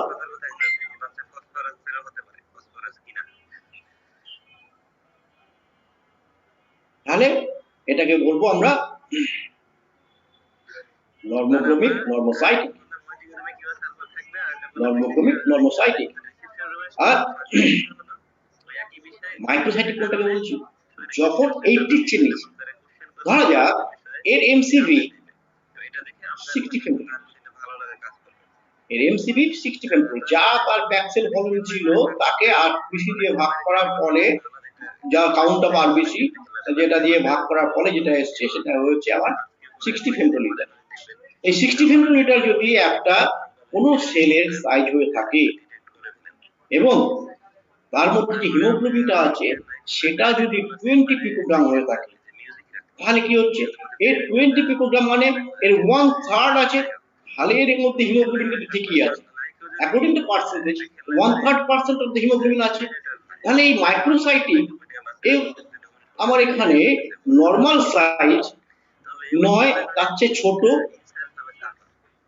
ছোট, তাই এটাকে আমরা বলছি মাইক্রোসাইটিক। যেহেতু আমার এমসিভিটা 60 ফেমটোলিটার আছে তাহলে এটাকে বলছি মাইক্রোসাইটিক। আর যেহেতু এর ভেতরে যে হিমোগ্লোবিনটা আছে অ্যাকর্ডিং টু পার্সেন্টেজ কিন্তু সেটা 33 আছে, তাহলে এটা কিন্তু নর্মোক্রমিক। তাহলে এর কালারে কোনো চেঞ্জ হয়নি, যেটুকু সেল আছে তার মধ্যে কালারে কিন্তু 33% শেপ ফিল আপ করে রেখেছে, তাহলে এর কালার যখন চেঞ্জ হয়নি তাহলে এটা হচ্ছে নর্মোক্রমিক। সিমিলারলি আমরা যদি এই দিকে চলে আসি ম্যাক্রোসাইটিক, একটা সেলের ভলিউম মিন কার্পাসকুলার ভলিউম 120 ফেমটোলিটার হয়ে থাকে। মোর দেন 100 ফেমটোলিটার ইজ কল্ড মাইক্রোসাইটিক। বড় সাইজের হিমোগ্লোবিন, সাইজগুলো অনেক বড় হয়ে গেছে, সেটাকে বলছি আমরা মাইক্রোসাইটিক ভলিউম বা সরি মিন কার্পাসকুলার ভলিউম বা 120 ফেমটোলিটার, যেখানে আমরা ধরে নিয়েছি একটা অ্যাজাম্পশন করে নিয়েছি আমরা ধরা অঙ্কের স্বার্থে। এর মধ্যে এমসিএইচ কত আছে? 40 পিকোগ্রাম। Very good. যদি 40 পিকোগ্রাম হয়ে থাকে তাহলে 1/3 ফিল আপ করেছে, 1/3 মানে 33%। তাহলে এর সাইজটা হচ্ছে কি ম্যাক্রোসাইটিক। ম্যাক্রোসাইটিক বড় সাইজের ম্যাক্রোসাইটিক। আর যেহেতু কালারের কোনো চেঞ্জ হয় না, এর মধ্যে যে পরিমাণ এই সাইজের মধ্যে যে পরিমাণ হিমোগ্লোবিন থাকার কথা সেই পরিমাণ হিমোগ্লোবিন আছে।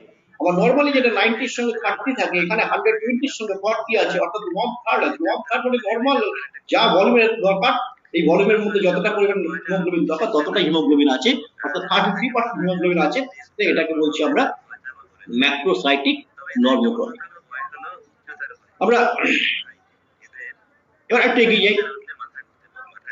এখানে সেই একই এমসিবি রেখেছি 90 ফেমটোলিটার, কিন্তু এর মধ্যে মিন কার্পাসকুলার হিমোগ্লোবিন অনেক কম, অর্থাৎ যে পরিমাণে হিমোগ্লোবিন এখানে থাকার দরকার তার চেয়ে অনেক কম আছে। কত আছে? 22% MCHC। তাহলে এটা কি হচ্ছে, সাইজটা নর্মাল আছে, সাইজ নর্মাল আছে, কিন্তু যখন এ কমে যাচ্ছে তখন এটা কি হচ্ছে, হাইপো মানে কমে যাওয়া, হাইপোক্রমিক, কম, হাইপো মানে কম, হাইপার মানে বেশি, হাইপোক্রমিক।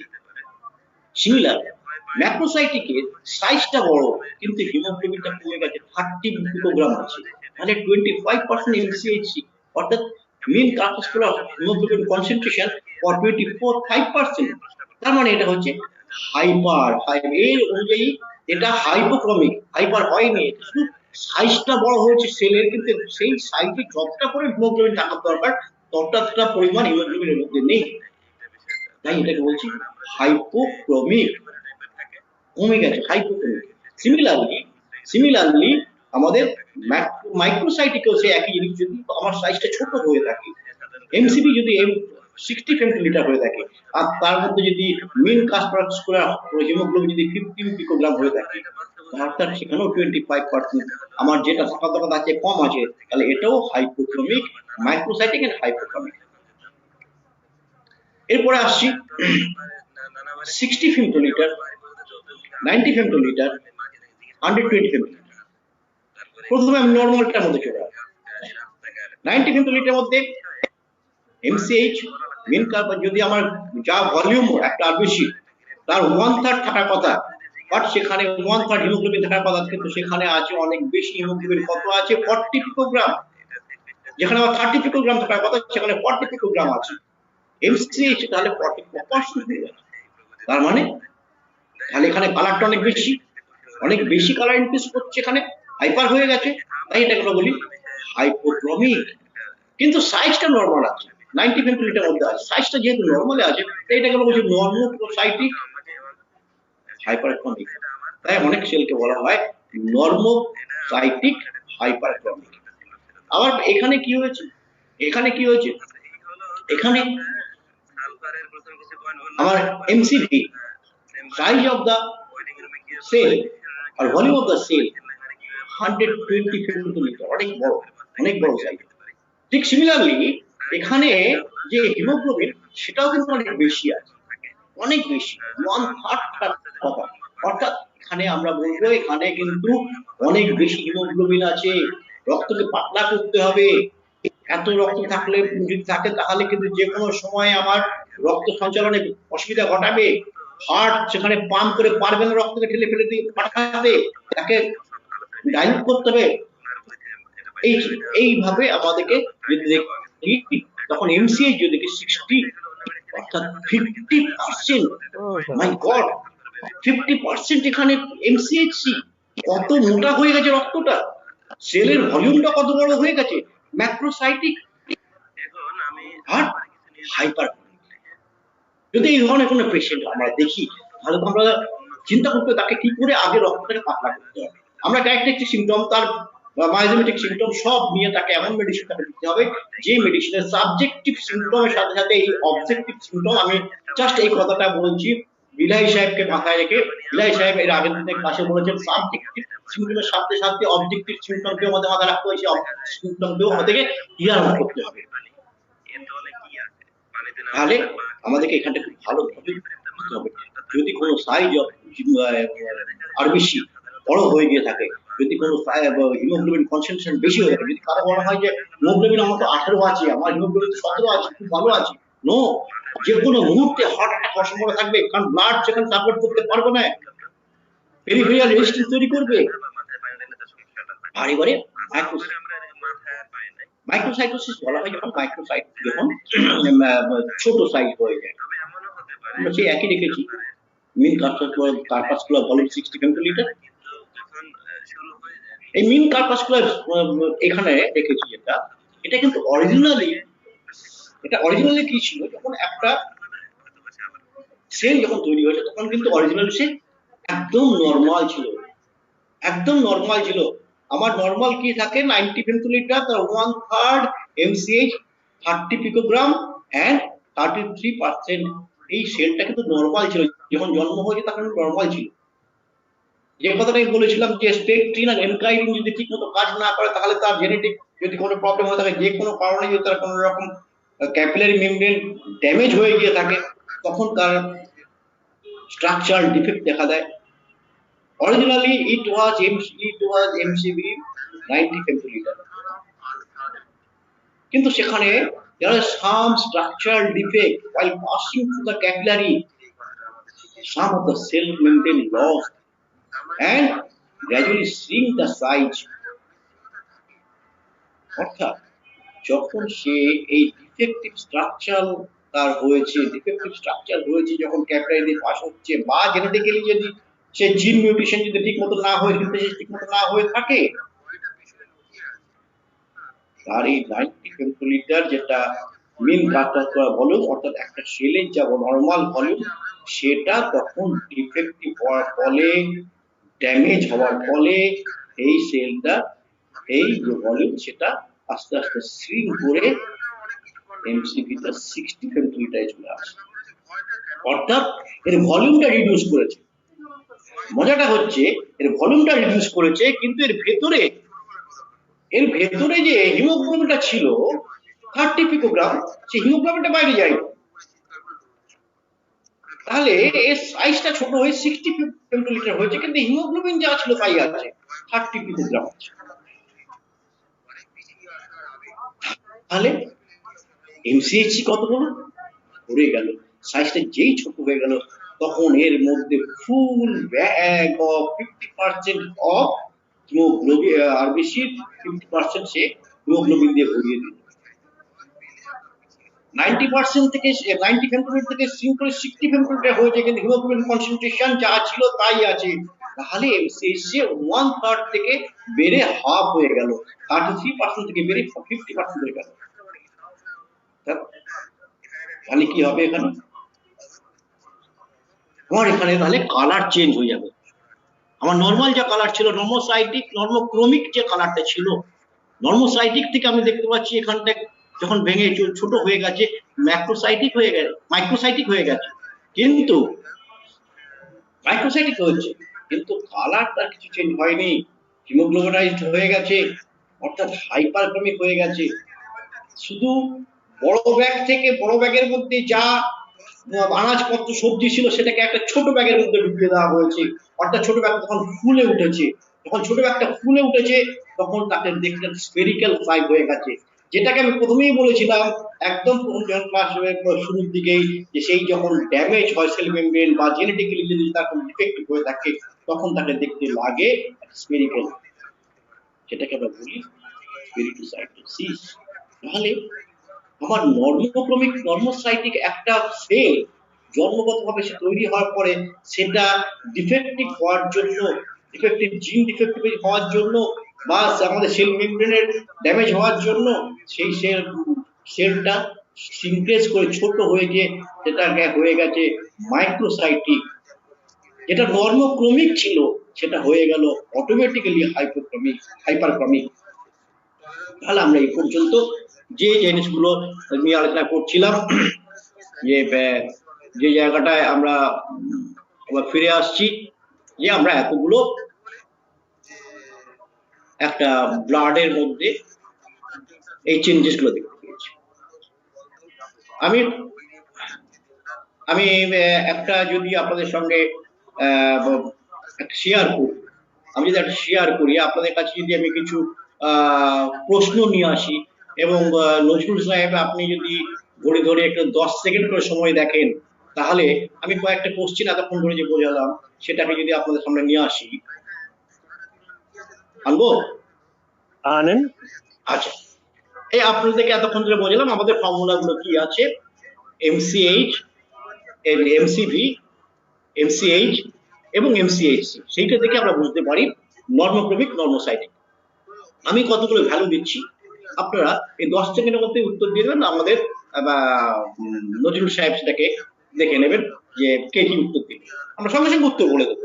এখানে কারো পরীক্ষা নয়, আমরা কিন্তু যতটা ফার্স্ট রিপোর্ট পাবো হাতে রিপোর্ট পাওয়ার পরে আমরা সেইটাকে দেখবো আমরা তার কি বের করতে পারছি। ধরুন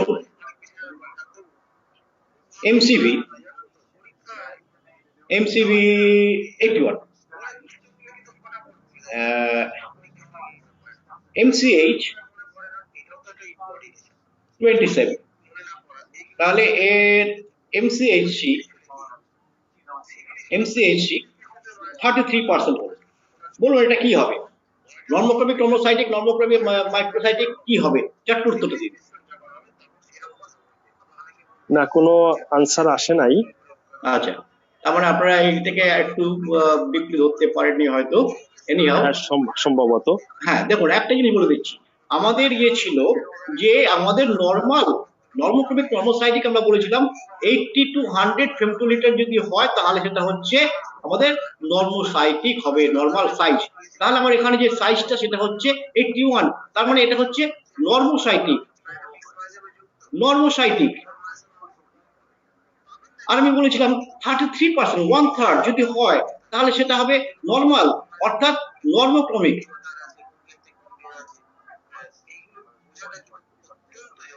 যাতে আমাদের কাছে যদি কোনো রিপোর্টের মধ্যে এই জায়গাটার ইমপ্রেশনটা যদি দেওয়া না থাকে যেটা নর্মোক্রমিক নর্মোসাইটিক বা অন্য কিছু, তাহলে তো আমরা এই ভ্যালু থেকে বের করতে পারবো সেলটা কি ধরনের, তাই না? তা আমরা এইভাবে যদি আমরা করি তাহলে আমরা এটাকে বের করতে পারি। তাহলে আর আমি কাউকে আর কোশ্চেন দেবো না, কোশ্চেন দিয়ে কাউকে বিব্রত করবো না, ঠিক আছে? আমি আবার আগের জায়গায় ফিরে আসছি। এর ভিতরে একটা কোশ্চেন এসছে, যদি এর ভিতরে থাকে তাহলে আপনি তো অবশ্যই পাবে। Sir please discuss about blood film RBC, any psychosis, any so chromia. So এটা আরেকবার বলুন। RBC আপনার please discuss about blood film, এটা কি আপনার এখানে আছে আজকে ব্লাড ফিল্মের না বিষয়ে আলোচনা? না। ঠিক আছে, আপনি তাহলে আগান। এটা আচ্ছা, তো আমি একটুখানি ইয়ে করি, ফিরে যাই যে আমরা বলেছিলাম যে আমাদের যে কটা কনসেপ্ট নেওয়ার দরকার, যে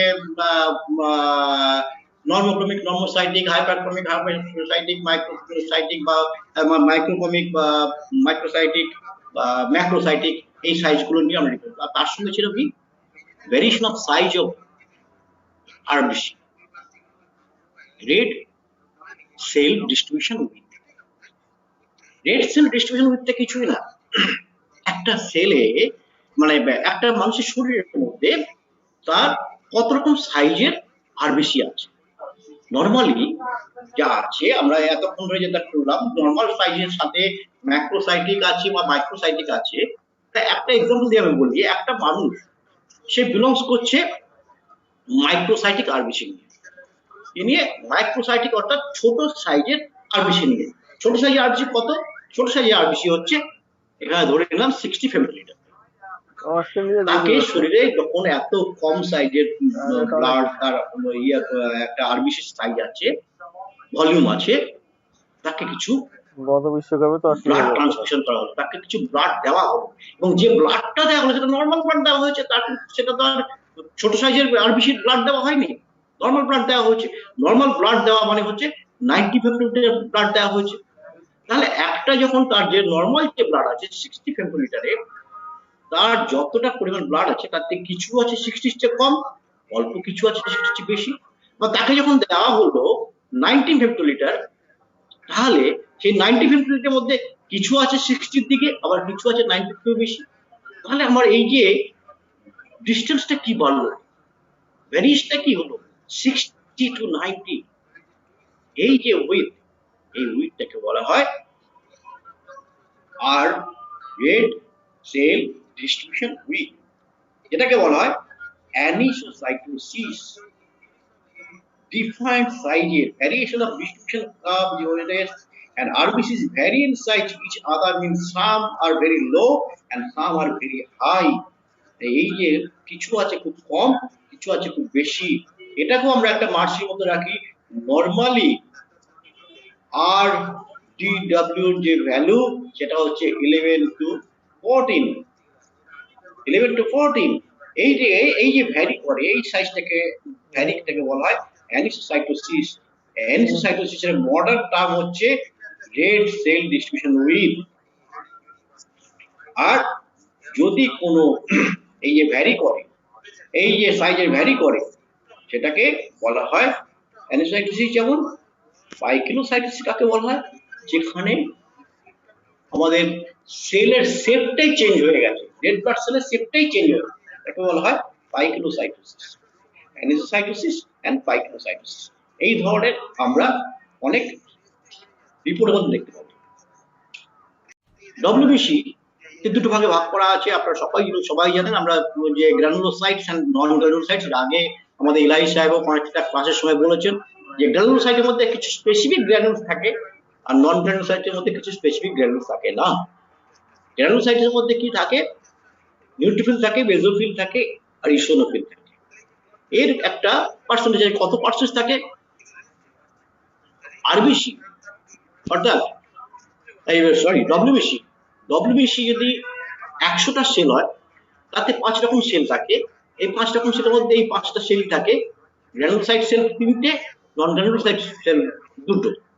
প্রত্যেকটা সেল সব মিলিয়ে হচ্ছে 100টা হোয়াইট ব্লাড সেল, অর্থাৎ 100%। 100%-এর মধ্যে 40 to 7% থাকে নিউট্রোফিল, বেসোফিল থাকে 0 to 2%, ইসোনোফিল থাকে 1 to 6%। আর নন গ্রানুলোসাইটের মধ্যে কি থাকে, মোনোসাইট থাকে, মোনোসাইট 2 to 10%, আর লিম্ফোসাইট থাকে 15 to 40%। আপনারা দেখবেন যখন কোনো ব্লাড রিপোর্ট আসে, সেই রিপোর্টের মধ্যে এই সবগুলো যোগ করলে 100ই হচ্ছে, তার কম বেশি কোনো মতই হবে না। ওটা কম বেশি যাই থাক না কেন, এইটাই হবে। আমরা কি দেখি নিউট্রোফিলের মধ্যে, যদি ল্যাবরেটরিতে দেখে, যেটা আপনি বললেন ফিল্মের কথা, ফিল্মে যদি আমরা ডব্লিউবিসি ফিল্ম দেখি, আমি আরবিসি কোনো ফিল্ম তৈরি করিনি, আরবিসি ফিল্ম তৈরি করা থাকলে আপনাকে দেখাতে পারতাম, যেমনি আরবিসি যে সেলগুলো দেখালাম সেটা আমি দেখিয়ে দিয়েছি। নিউট্রোফিলের মধ্যে কি থাকে, অনেকগুলো নিউক্লিয়াস থাকে, অনেকগুলো নিউক্লিয়াস, মাল্টিপল, 2টো থাকতে পারে, 3টে থাকতে পারে, 4টে থাকতে পারে। আর কি থাকে, স্পেসিফিক যে গ্র্যানুলস, এতে কিছু ইসোনোফিলিক গ্র্যানুলস, অ্যাসিডিক গ্র্যানুলস থাকে, কিছু অ্যালকালাইন গ্র্যানুলস থাকে, বেস গ্র্যানুলস থাকে। এই জন্য লাল আর নীল দুটো দেখতে পাচ্ছি, এটা হচ্ছে নিউট্রোফিল। বেসোফিলের মধ্যে শুধুমাত্র অ্যালকালাইন ইয়ে থাকে, গ্র্যানুলস গুলো থাকে, এবং তার যে নিউক্লিয়াস তাতেও মাল্টিপল নিউক্লিয়াস থাকে, এবং তার দেখতে অনেকটা এস শেপের মতো। আর ইসোনোফিল সেখানে কিন্তু আপনার সবটাই হচ্ছে অ্যাসিডিক গ্র্যানুলস, সেখানে কোনো বেস গ্র্যানুল থাকে না। আর গ্র্যানুলোসাইট, নন গ্র্যানুলোসাইট যেখানে থাকে সেখানে মোনোসাইটের মধ্যে সে দেখুন শুধুমাত্র বেস ইয়ে থাকে, সেখানে কোনো রকম স্পেসিফিক গ্র্যানুলস থাকে না। আর লিম্ফোসাইটের মধ্যে যেটা দেখতে পাচ্ছি, এখানে একটা বড় নিউক্লিয়াস থাকে, খুব বড় নিউক্লিয়াস থাকে, হ্যাঁ, আর তার সাইটোপ্লাজমটা অনেক কম থাকে। তো এই হচ্ছে ডব্লিউবিসি। এবারে ডব্লিউবিসি, টোটাল ডব্লিউবিসি কত থাকে, নরমাল টোটাল ডব্লিউবিসি হচ্ছে 4000 থেকে 11000 কিউবিক মিলিলিটার। পার কিউবিক মিলিলিটারে 4000 থেকে 11000 ডব্লিউবিসি থাকে, যেটা হচ্ছে পার্সেন্টেজ আমরা দেখেছিলাম 0.07%। সেখানে আমরা যখন টেস্ট টিউবের মধ্যে দেখেছিলাম, সেখানে দেখিয়ে দেওয়া হয়েছিল 45% হচ্ছে আরবিসি, 0.7% হচ্ছে ডব্লিউবিসি। এই ডব্লিউবিসি টোটাল সংখ্যা আসতে পারে 1 ml এর মধ্যে, কিউবিক ml এর মধ্যে 4000 থেকে 11000। যদি 4000 এর নিচে ডব্লিউবিসি রেঞ্জ নেমে যায়, তখন যে অসুখটা হয় তাকে বলা হয় লিউকোপেনিয়া। ডব্লিউবিসি যদি 4000 এর চেয়ে কমে যায়, তখন তাকে বলা হয় লিউকোপেনিয়া। আর যখন ডব্লিউবিসি 11000 চেয়ে বেশি হয়ে যায়, তখন বাড়তে থাকে, তখন তাকে বলা হয় লিউকোসাইটোসিস। ডিফারেন্ট লিউকোসাইটোসিস মানে আমি যেটা বললাম, 100টা যদি ডব্লিউবিসি থাকে, তার মধ্যে এই পার্সেন্টেজ ওয়াইজ তার এই 5 রকমের সেল থাকে, নিউট্রোফিল, ইসোনোফিল, বেসোফিল, মেনোসাইট আর হচ্ছে লিম্ফোসাইট। এই লিউকোপেনিয়াতে কি কি রোগ হতে পারে, অ্যাপ্লাস্টিক অ্যানিমিয়া হতে পারে, অটোইমিউন ডিজিজ হতে পারে, ক্যান্সার হতে পারে, বা বোন ম্যারো ডিজিজ হতে পারে। আফটার ক্যান্সার ট্রিটমেন্ট তাতেও লিউকোপেনিয়া হতে পারে, সিভিয়ার ইনফেকশন হতে পারে, ভিটামিন বা মিনারেলের ডেফিসিয়েন্সি হলে সেটা থেকেও হতে পারে। অ্যাপ্লাস্টিক অ্যানিমিয়া কোনটাকে বলছি আমরা, যেখানে বোন ম্যারো নতুন ব্লাড সেল প্রডিউস করতে অক্ষম। আর লুপাস রিউমেটিক আর্থ্রাইটিস যেগুলো হয় সেক্ষেত্রে কিন্তু অটোইমিউন ডিজিজ এটা, এক্ষেত্রে আমরা দেখি ডব্লিউবিসি লেভেলটা কমে যাচ্ছে। ডব্লিউবিসির বিভিন্ন একটা পার্সেন্ট কমতে পারে।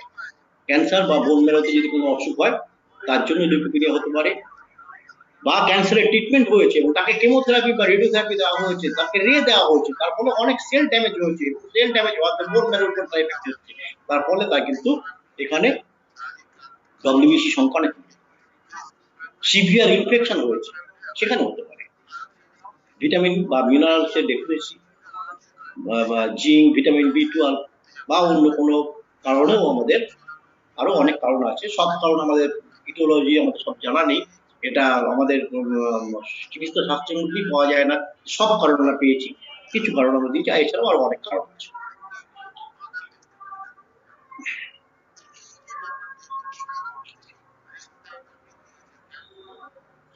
আচ্ছা, লিউকোসাইটোসিস যখন ওই পাঁচ ধরনের ইয়ে কি বলে সেল, ডব্লিউবিসি সেলগুলো যখন পাঁচ ধরনের নিউট্রোফিল, ইসোনোফিল, বেসোফিল, মনোফিল, লিম্ফোসাইটস যদি মনোসাইটস এবং লিম্ফোসাইট যদি বেড়ে যায় তাহলে কি কি রোগ আমাদের হতে পারে। নিউট্রোফিল যদি বেড়ে যায় তাকে বলা হয় নিউট্রোফিলিয়া।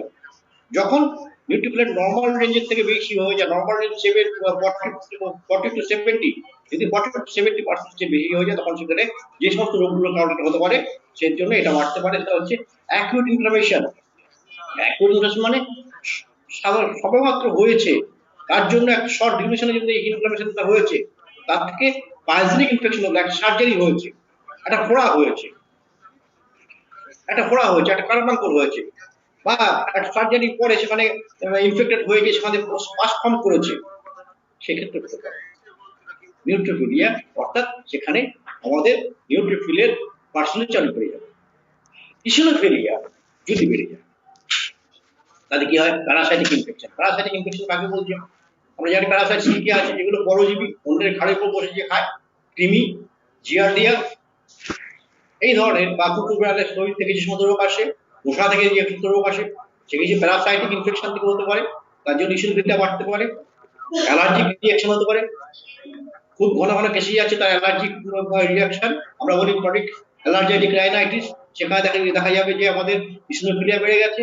বেসোফিল বা অ্যাজমাতে দেখবো ইসোনোফিলিয়া বেড়ে গেছে। নিউপ্লেশিয়া, এটাও এক ধরনের আমাদের ক্যান্সারই বলতে পারেন। কোলাজেন ভাস্কুলার ডিজিজ বা অটোইমিউন ডিজিজ, এগুলো ভাস্কুলার ডিজিজে বেসোফিলিয়া। যখন বেড়ে যায়, সাধারণত দেখা যায় না, বেসোফিল খুব সাংঘাতিক অবস্থা পাওয়া যায়।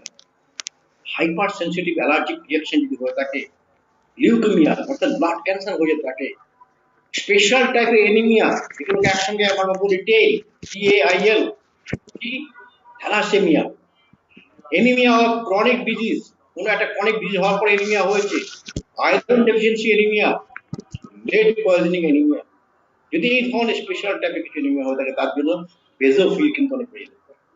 আর কি মনোসাইটস যদি বেড়ে যায় তাকে বলা হয় মনোসাইটোসিস। যখন মনোসাইটস নর্মাল রেঞ্জ 10 পর্যন্ত 2 to 10, সেটা যদি বেড়ে যায় তাহলে বুঝতে হবে কোনো একটা ক্রনিক ইনফেকশন, টিউবারকুলোসিস, যক্ষ্মা হয়েছে, দীর্ঘদিন ধরে চলছে, এই ক্রনিক ইনফেকশন যদি হয় তাহলে সেখানে এটা করতে পারে। আমাদের যদি লিম্ফোসাইটস যদি বেড়ে গিয়ে থাকে, লিম্ফোসাইট যদি 40-এর উপরে থাকে, ভাইরাল ইনফেকশন থেকে হতে পারে, ক্রনিক ইনফেকশন হতে পারে, সেম অ্যাজ লিউকেমিয়ার জন্য হতে পারে। এছাড়াও আরো অনেক কারণ থাকে যার ফলে আমাদের ডব্লিউবিসি লেভেল বাড়তে পারে। তাহলে আমরা ডব্লিউবিসি এবং আরবিসি দুটোই জানলাম, বাকি হলো আমাদের প্ল্যাটিলেট। আমাদের এই যে তিনটে সেলের মধ্যে প্ল্যাটিলেট খুব ছোট্ট, এই যে এক ধরনের স্পেশাল টাইপের এক ধরনের ছোট্ট ডিস্ক, একটা ছোট্ট 1 to 4 মাইক্রোমিটার, খুব ছোট্ট। এটাও সেই বোন ম্যারোতেই তৈরি হয়।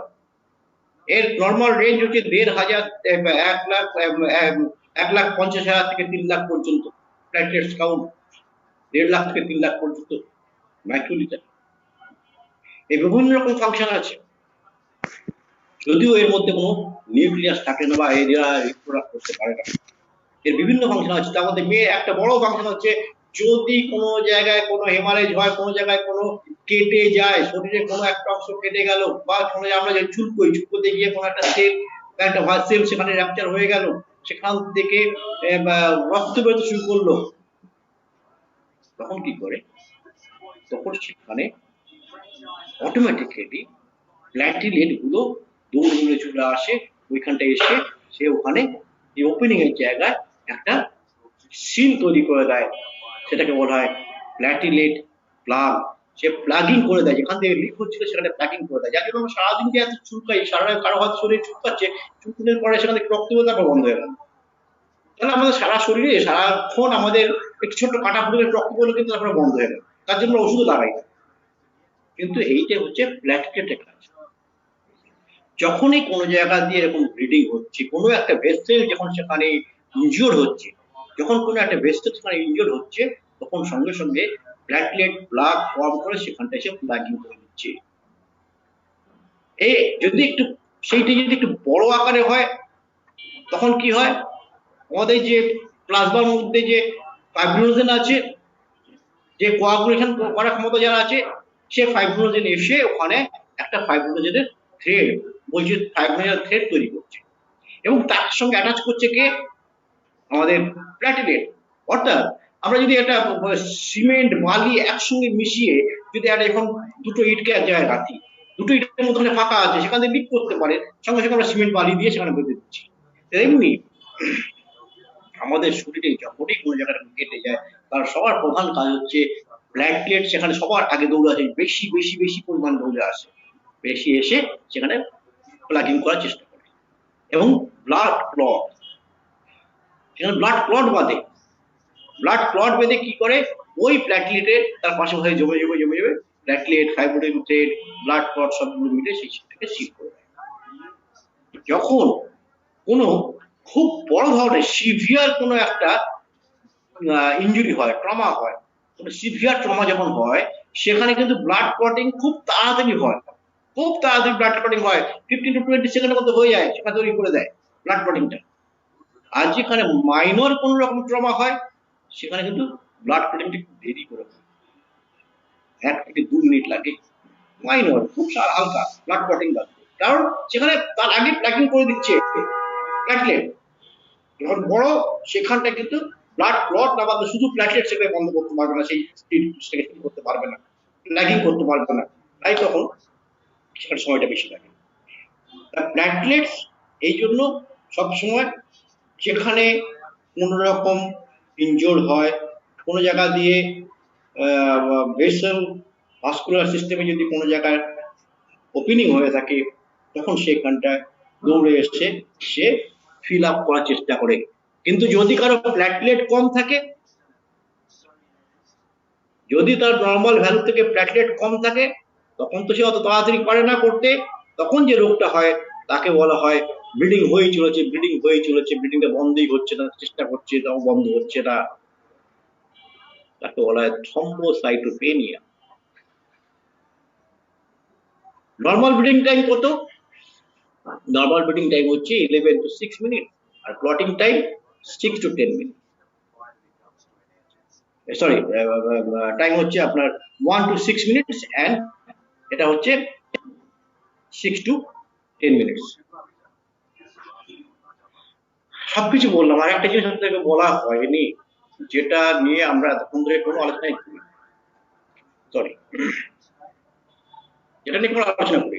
এই রিপোর্টের মধ্যে আমরা দেখি, ব্লাড রিপোর্টের মধ্যে আরেকটা থাকে, ইরিথ্রোসাইট সেডিমেন্টেশন রেট, ইরিথ্রোসাইট সেডিমেন্টেশন রেট বা ইএসআর। এই ইএসআর এটা হচ্ছে কি, কতটা তাড়াতাড়ি সেডিমেন্টেশন হলো আরবিসি, এইটাকে টেস্ট করা। নর্মালি আরবিসি খুব ধীরে, 1 ঘন্টায় আরবিসি সেডিমেন্ট করতে কতটা পরিমাণ করবে, ঘন্টায় কতটা পরিমাণ সেডিমেন্টেশন হলো, সেইটাকে যে দেখা হয়, সেটাকে বলা হয় ইরিথ্রোসাইট সেডিমেন্টেশন রেট অর ইএসআর। এই ইএসআর এই ESR নর্মাল রেঞ্জ ছোট ছেলেদের ক্ষেত্রে 0 to 10 মিলিমিটার পার আওয়ার। 1 ঘন্টা যদি সেই ব্লাডটাকে রেখে দেওয়া হয় তাহলে 0 থেকে 10 মিলিমিটার পর্যন্ত তার সেডিমেন্টেশন হতে পারে। এটা হচ্ছে নর্মাল। কারো যদি 8 হয় সেটাও নর্মাল, কারো যদি 9 হয় সেটা নর্মাল, কারো যদি 10 এর চেয়ে বেশি হয় তখন সেটা অ্যাবনর্মাল।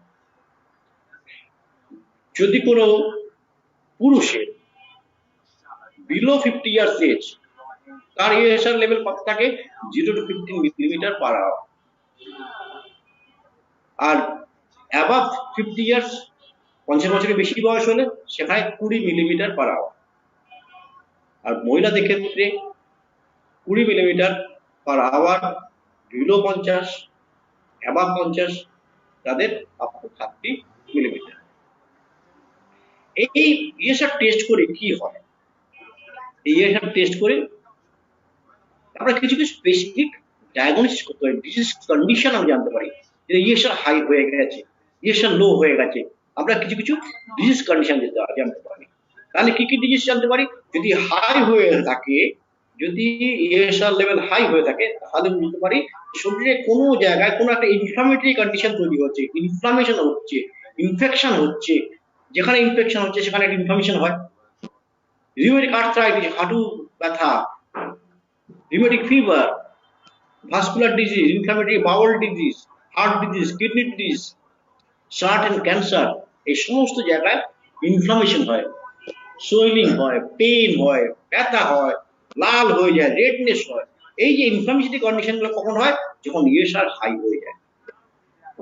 আর যখন ESR লো হয়ে যায় তখন কিন্তু ব্লাড ডিসঅর্ডার ধরা পড়ে। যদি কোনো ব্লাড ডিসঅর্ডার হয় তাহলে রক্তের যদি কোন রকম অসুখ ধরা পড়ে সেটাকে ইন্ডিকেট করে ESR যে তোমার মধ্যে শরীরে যে রক্ত আছে তার মধ্যে কোন রকম কিছু অসুবিধা দেখা দিয়েছে। তার মধ্যে কিছু কিছু পড়ে কি polycythaemia, sickle cell anaemia, leucocytosis. এই রোগগুলো কিন্তু মানুষের জীবনদায়ী অসুখ হিসেবে সব দাঁড়িয়ে পড়ে। মোটামুটি আমি এইগুলো পড়ার পরে আমি একটা আমার নিজের এই বছরেরই এই জুন মাসের একটা রিপোর্ট আপনাদের সামনে পেশ করছি। দেখুন এইখানটায় যে রিপোর্টটা, হিমোগ্লোবিন লেভেল 6 গ্রাম পার ডেসিলিটার, প্যাক্সেল ভলিউম যেখানে আমরা বলেছিলাম আমাদের প্যাক্সেল ভলিউম 45% থাকার কথা, সেখানে কত আছে? 18.1। প্ল্যাটলেট কাউন্ট আমাদের মিনিমাম 1.5 লাখ থাকার কথা, সেখানে আছে 72,000। আর ইরিথ্রোসাইট কাউন্ট অর্থাৎ আরবিসি কাউন্ট আমাদের যেখানে 5 মিলিয়ন থাকার কথা সেখানে 1.49। এমসিভি 1 to 1.5 হেক্টোলিটার, অর্থাৎ এক একটা আরবিসি কত বড় সাইজ হয়ে গেছে, কত বড় সাইজ হয়ে গেছে। আর তার মধ্যে কি আছে? এমসিএইচ মিন কার্পাসকুলার হিমোগ্লোবিন 1/3 থাকার কথা, 1/3 আছে। বাহ, এখানে 1/3 আছে। তাহলে কি আছে? যে পরিমাণ হিমোগ্লোবিন থাকার কথা আরবিসির মধ্যে ততটাই আছে, কিন্তু আরবিসি অনেক সাইজ বড়। আর এখানে আরবিসি সাইজ বড় হলেও তার যে হিমোগ্লোবিন থাকা কথা সেটি সমান আছে। তাহলে এটা কি হচ্ছে? ম্যাক্রোসাইটিক নর্মোক্রমিক। বের করে ফেললাম। এবং এখানে এই যে বড় সাইজ আছে, তাহলে বড় সাইজের সঙ্গে আমরা একটা জিনিস কি দেখলাম? অনেক বড় সাইজের আমরা একটা ম্যাক্রোসাইটিক পেলাম, এত বড় সাইজ। RDW দেখাচ্ছে এখানে 26.3, মানে এও দেখাচ্ছে অনেক বড় সাইজের। লিউকোসাইট সেখানে দেখাচ্ছে মাত্র 2800, যেখানে 4000 2800 লিউকোসাইটস পড়ে গেছে। এইবারে এই যদি আমার কাছে ব্লাড রিপোর্ট আসে, আমি তাকে কি করব? ট্রিটমেন্ট করব না করব? প্রশ্নটা এখানে। এটা খুব ভালো করে দেখুন, আমি কি একে ট্রিটমেন্ট করব না করব না? আমি কিন্তু একে ট্রিটমেন্ট করিনি, জানি না আমাদের কারো এইরকম অ্যাডভাইস দেবে কিনা। আমি এনাকে ট্রিটমেন্ট করি না, আমি সঙ্গে সঙ্গে তাকে রেফার করেছি, আমি বলেছি ইমিডিয়েটলি আপনি হসপিটালাইজ হন, আপনাকে ব্লাড ট্রান্সফিউজ করতে হবে। আপনাকে ব্লাড ট্রান্সফিউশন করতে হবে, না হলে আপনার এই যে পিসিপি লেভেল, আপনার যে পিসিপি লেভেল, সেই পিসিপি লেভেলে বোঝা যাচ্ছে যে এখানে প্লাজমা কত হয়ে গেছে, 82% প্লাজমা হয়ে গেছে, নিয়ার অ্যাবাউট 82%, 81.9% প্লাজমা হয়ে গেছে। সো 81.9% এখানে প্লাজমা, সেখানে হিমোগ্লোবিন 6, এখানে এক একটা আরবিসি সাইজ কত বড় হয়ে গেছে, কত ম্যাক্রো সাইজ। তাহলে আমি একে ট্রিটমেন্ট করবো না। যথারীতি তাকে পাঠালাম, তিনি চলে গেলেন, ডক্টরের কাছে গেলেন। ডক্টর তাকে প্রথম দিন টেস্ট রিপোর্ট দেখার পরে আরো কিছু আমি তাকে বলে দিয়েছি আপনাকে আরো অনেক টেস্ট করতে হবে, আপনাকে আরো অনেক টেস্ট করতে হবে, বোন ম্যারো টেস্ট করতে হতে পারে, কারণ বোন ম্যারো না করলে বোঝা যাবে না, আরো অনেক টেস্ট করবে। কিন্তু প্রথম দিন উনি শুধু মেডিসিন দিয়ে বলে আপনাকে ঠিক আছে আপনি ওষুধ খান। ঠিক তার একদিন পরে তাকে হসপিটালে যেতে হয়েছে এবং তাকে 3 বোতল ব্লাড ট্রান্সফিউজ করার পরে তাকে কোন রকমের সে দাঁড়াতে হয়েছে।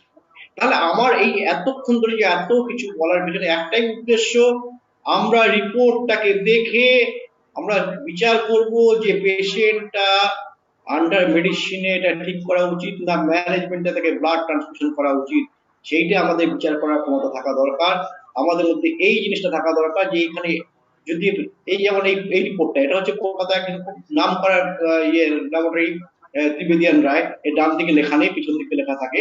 তো এইটা যদি পাশে দিয়ে লেখা না থাকে নর্মাল রেঞ্জ কত, আমরা বুঝতে যদি না পারি যে নর্মাল রেঞ্জটার মধ্যে কি বিরাট ব্যাপারটা লুকিয়ে আছে, শরীরের মধ্যে কতটা পরিমাণ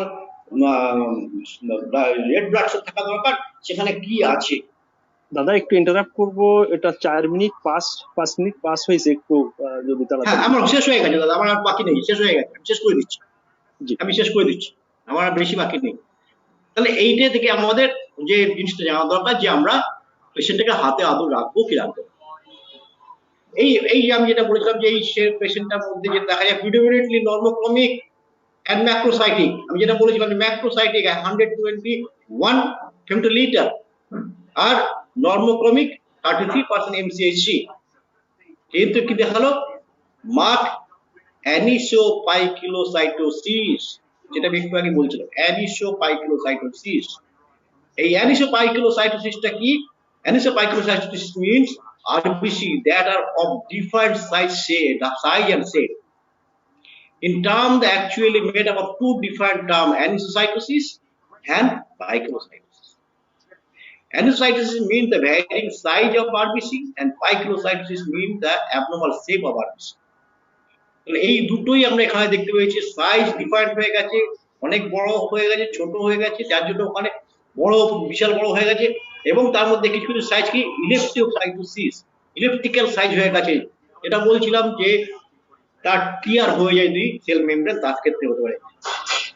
তাই আমাদের এই সব দেখে আমাদের ডিসিশন নিতে হবে, আমরা পেশেন্ট সব দেখবো না কিছু দেখবো। এই পর্যন্ত বলে আমি শেষ করছি। এরপরে যে প্রশ্নগুলো আসতে পারে তার জন্য আমি কিছু রেখেছিলাম, বলুন যদি আপনাদের কারো কোনো প্রশ্ন থাকে।